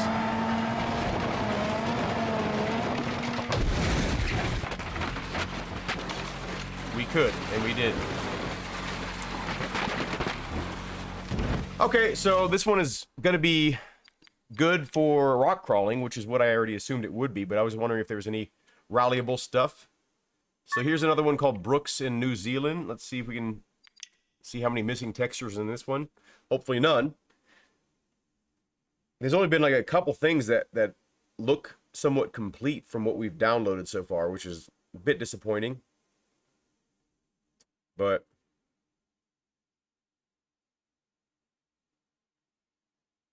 yeah, if you have sleeping problems though, like start supplementing creatine.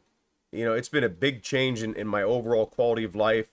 It helps you recover quicker, even if you're not like actively exercising and stuff like that. It'll help you recover from daily activities too. Are you sore from work? Are you sore from going on a hike with your your kids or your wife or whatever? Like whatever it is, like you're gonna heal quicker with the help of extra creatine. And then you didn't get good sleep, right? Like take 20-30 grams of creatine and you feel fucking better. You just do. Like even on the nights I sleep like shit, I supplement a little bit more creatine, and I'm starting to feel back to normal. And it's really nice to feel well rested. Like a lot of people don't have that problem, so like if you don't have that problem, don't worry about it. But I definitely have that problem, and I rarely get like super solid great sleep, and it definitely wears on you. Pretty much my entire life I've had sleeping problems. I have ADHD, so my brain is just like always active, and then it's just kind of hard to shut down. And oh shit. So it's been a blessing. That's super bumpy right there. Just for that reason alone. And just finding about all the brain benefits, just like icing on the cake. I knew that was gonna be like a hairpin right there. Oh, it wasn't a hairpin. It's like a 1 or something. Oh, this is a pretty cool stage. It's really a shame that we got no textures on the grass and the trees. They look like banana trees. Okay. I know I lose a lot of you guys when I start like preaching about random shit like this. I'm not trying to be a preacher. I'm just trying to spread whatever information I've accrued. Okay, so I think we started here. So this is a pretty short location, I think. But I mean, that's a cool thing. I like it. It's just, you know, can't really. Did we go to Greece yet?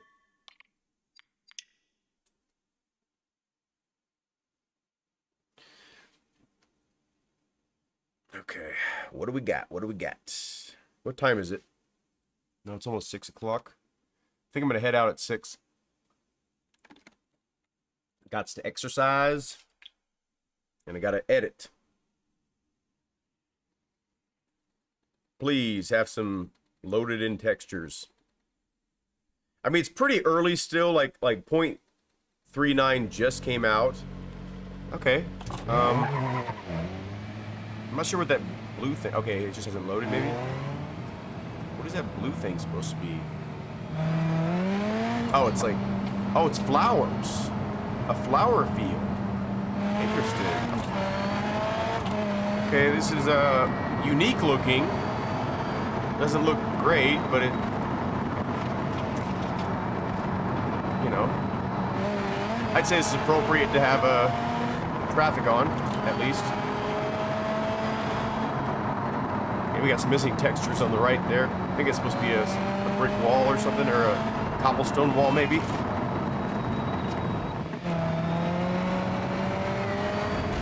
Sorry, buddy.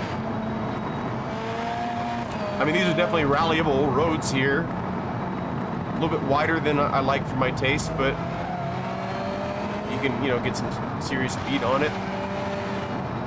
Just kind of like doing a little bit of scouting ahead to, you know, I'm sure at some point there's going to be some AI tools to, like, automatically map out, you know, a location for rally. You know, like just say, hey, here's a stretch of road, like, you know, tell me, you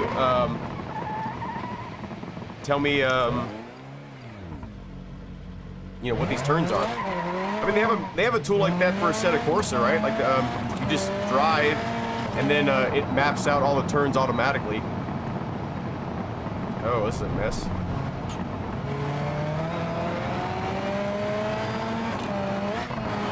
Yeah, some interesting features. I like this. Oh, this is like a little roundabout. Okay. Do like a little.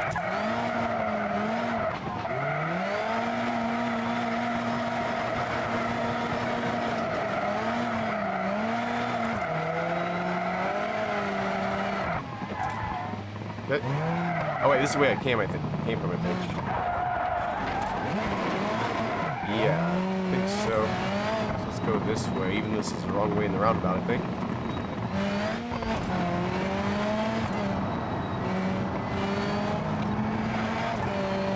Yeah, this is a cool map. Like, it's not very detailed. It's. I mean, I say it's not very detailed. There's a lot of detail still here, but it's not like there's not a whole lot of. It's mostly just like land, vegetation, and road. There's not really like a whole lot of like unique things going on here.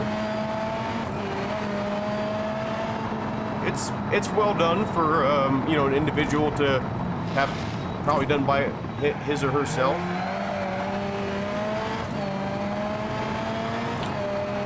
Not the prettiest, I would say, but it's pleasing. It's like, it's not like horrendous to look at.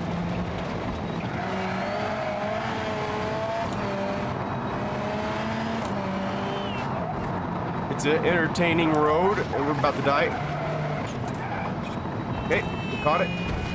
Oh, I still ended up. I thought we were gonna be fine. I didn't see that little bump in the road there.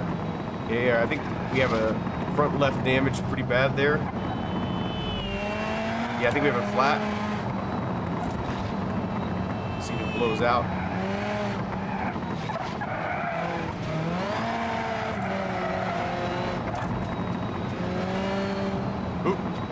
Oh my god. Guess that was a hairpin. Oh no, it was a square left. Okay. Let's continue on. I'm interested to see. Oh, that was weird. My pedal light stayed going. Looks like it's a. Oh, it's a series of maybe hairpins. Yeah, just like some months ago, I wouldn't be able to like sit in this seat for more than 15 minutes without extreme pain. So you know, the things I'm doing are working. You know, I see the results. It just takes time and takes the the dedication, and that's basically you know, not only for my own just overall health, but like I really missed sim racing because I quit. Oh shit! I quit BMX for sim racing. I chose between the two, and I was like, I can only do one of these things and continue on. You know, like for BMX, you know, there's a lot of injuries, right? And that's part of it. Like, you just expect that you're going to be hurt for a good portion of it because you're learning a new trick, or you just eat it really fucking hard, you know. It's part of the, comes with the territory. So I couldn't really continue BMX, or riding BMX, like, I used to ride street, like, you know, just go out to the actual streets and find spots that were interesting, whether it be for, you know, for like grinding something, or just jumping down something, or 180ing over it, or just like, you know, random shit that you'd find in the streets, you know, make little lines. I had to choose between that and this, because I would be injured like for, you know, 50-60% of the time, and then I wouldn't be able to do this. And then I'm like, fuck, like I really enjoy doing this. It's something that brings me a lot of joy, and you know, it's something that is always growing with me. You know, you can always get better at it. You can there's always new content coming out. There's a lot of growth, and then not to mention there's just an insane amount of community here that you just feel really part of it, and you can fully immerse yourself in it, and it's something that, like I said, it grows with you. And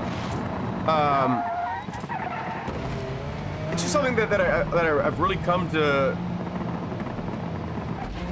you know, I want it to continue to be part of my life, and I can see myself growing old and still enjoying this. You know, it doesn't matter how old I am, as long as I'm physically able to sit down, you know, in an upright position, I can pretty much do this, you know. And when I started experiencing like spine problems, and I was like, oh fuck, like I really need to get my shit together. But so yeah, I had to quit BMX, and it was kind of heartbreaking because I took a lot of pride in that, and then obviously it was my main passion for, you know, years and years. And but yeah, I went into kind of a self-preservation mode, because I kept on telling myself, I'm like, you know, I'm gonna get one more life-altering injury and then I'll quit. I kept on telling myself that, and I'm like, fuck, I'm already like a 70-year-old man in a, you know, 30-year-old body with all my choices I've made, because I've been injured so many times from dirt bikes, BMX, just fucking doing stupid shit, crashing all the time, and so I'm like, you know, it's really irresponsible of me. Like, not only does it like put extra stress on my wife and my family and myself, I'm like, I need to find something that gives me the, you know, satisfaction, but with a much lower risk, you know. And I got into racing, you know, I was doing it in real life, and then I'm like, this is getting crazy expensive, but also it is very dangerous, and it's arguably more life-threatening than, you know, even BMX, right? Because BMX, you're going to be injured a lot, but it's not like constantly like life-threatening, because you're not going at speeds that you can break your neck and stuff, right? But it's not like you don't die in a fiery crash on a bike. You know, there's extra risk. You know, you're safer in a car for the most part, but you're also not safer when it comes to your life when you. What is this, a jump? Oh my god! Okay. Okay. That was interesting. Weird to have a jump out of nowhere like that, but pretty fucking cool. I like this little map, or not even little map, it's pretty big. So that's a fun one. I think we tried that one. I think we did that one. We did that one. We didn't try this one, but this is just like a bunch of the regular shit. This one is called Rally Bear Island. Let's try this. Pretty sure the stream is completely dead though. I don't think there's anybody in here, but if anyone is in here, thank you for listening to me blab on about probably nothing. Let's see, what time is it? 5:57. Let's mess around here for a little bit and then I'm gonna take off. Hey, well, we got some fucking textures at least. What do we got here? This is actually a pretty interesting looking area. I like the tree choice, like this, what are they, tall aspens or something like that. I'm not sure why there's like this middle section. I guess it's like a 2-lane dirt highway. Okay, I can get on board with this. This is nice. Like, it's narrow, but it's also wide. You can stay on the right side of the road, like it's as narrow as you want it, but you can cross over the middle and still treat that as part of the road if you want. So this is interesting. I don't see too many stages do it like this. Fuck out of the way.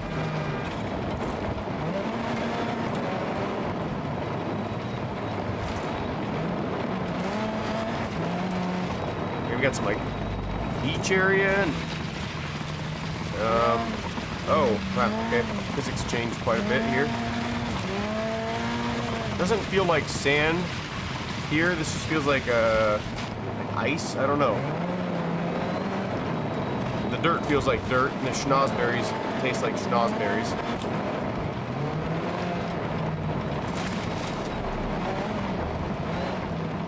This is fun.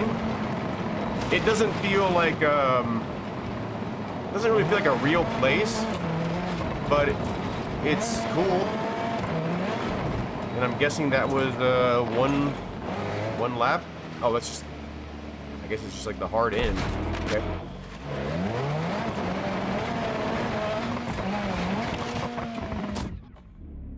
Okay.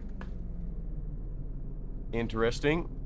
Well, it's a perfect time to end it, I think. And thank you everybody for joining the stream. Hopefully we got some entertaining moments there. And I don't really think this is much of a live stream to make a video out of, but maybe we'll try the Utah Rally again with, you know, and actually now that I know the 2 stages a little bit better, maybe we can push a little bit harder. But and maybe we'll try out the other co-drivers, because supposedly the pro co-driver, or the pro version of the co-driver, is noticeably better. So if I can tolerate the guy's voice, maybe I'll try that. But have a good day, y'all. Thank you for watching, and I hope to see you in a future video or live stream. See y'all.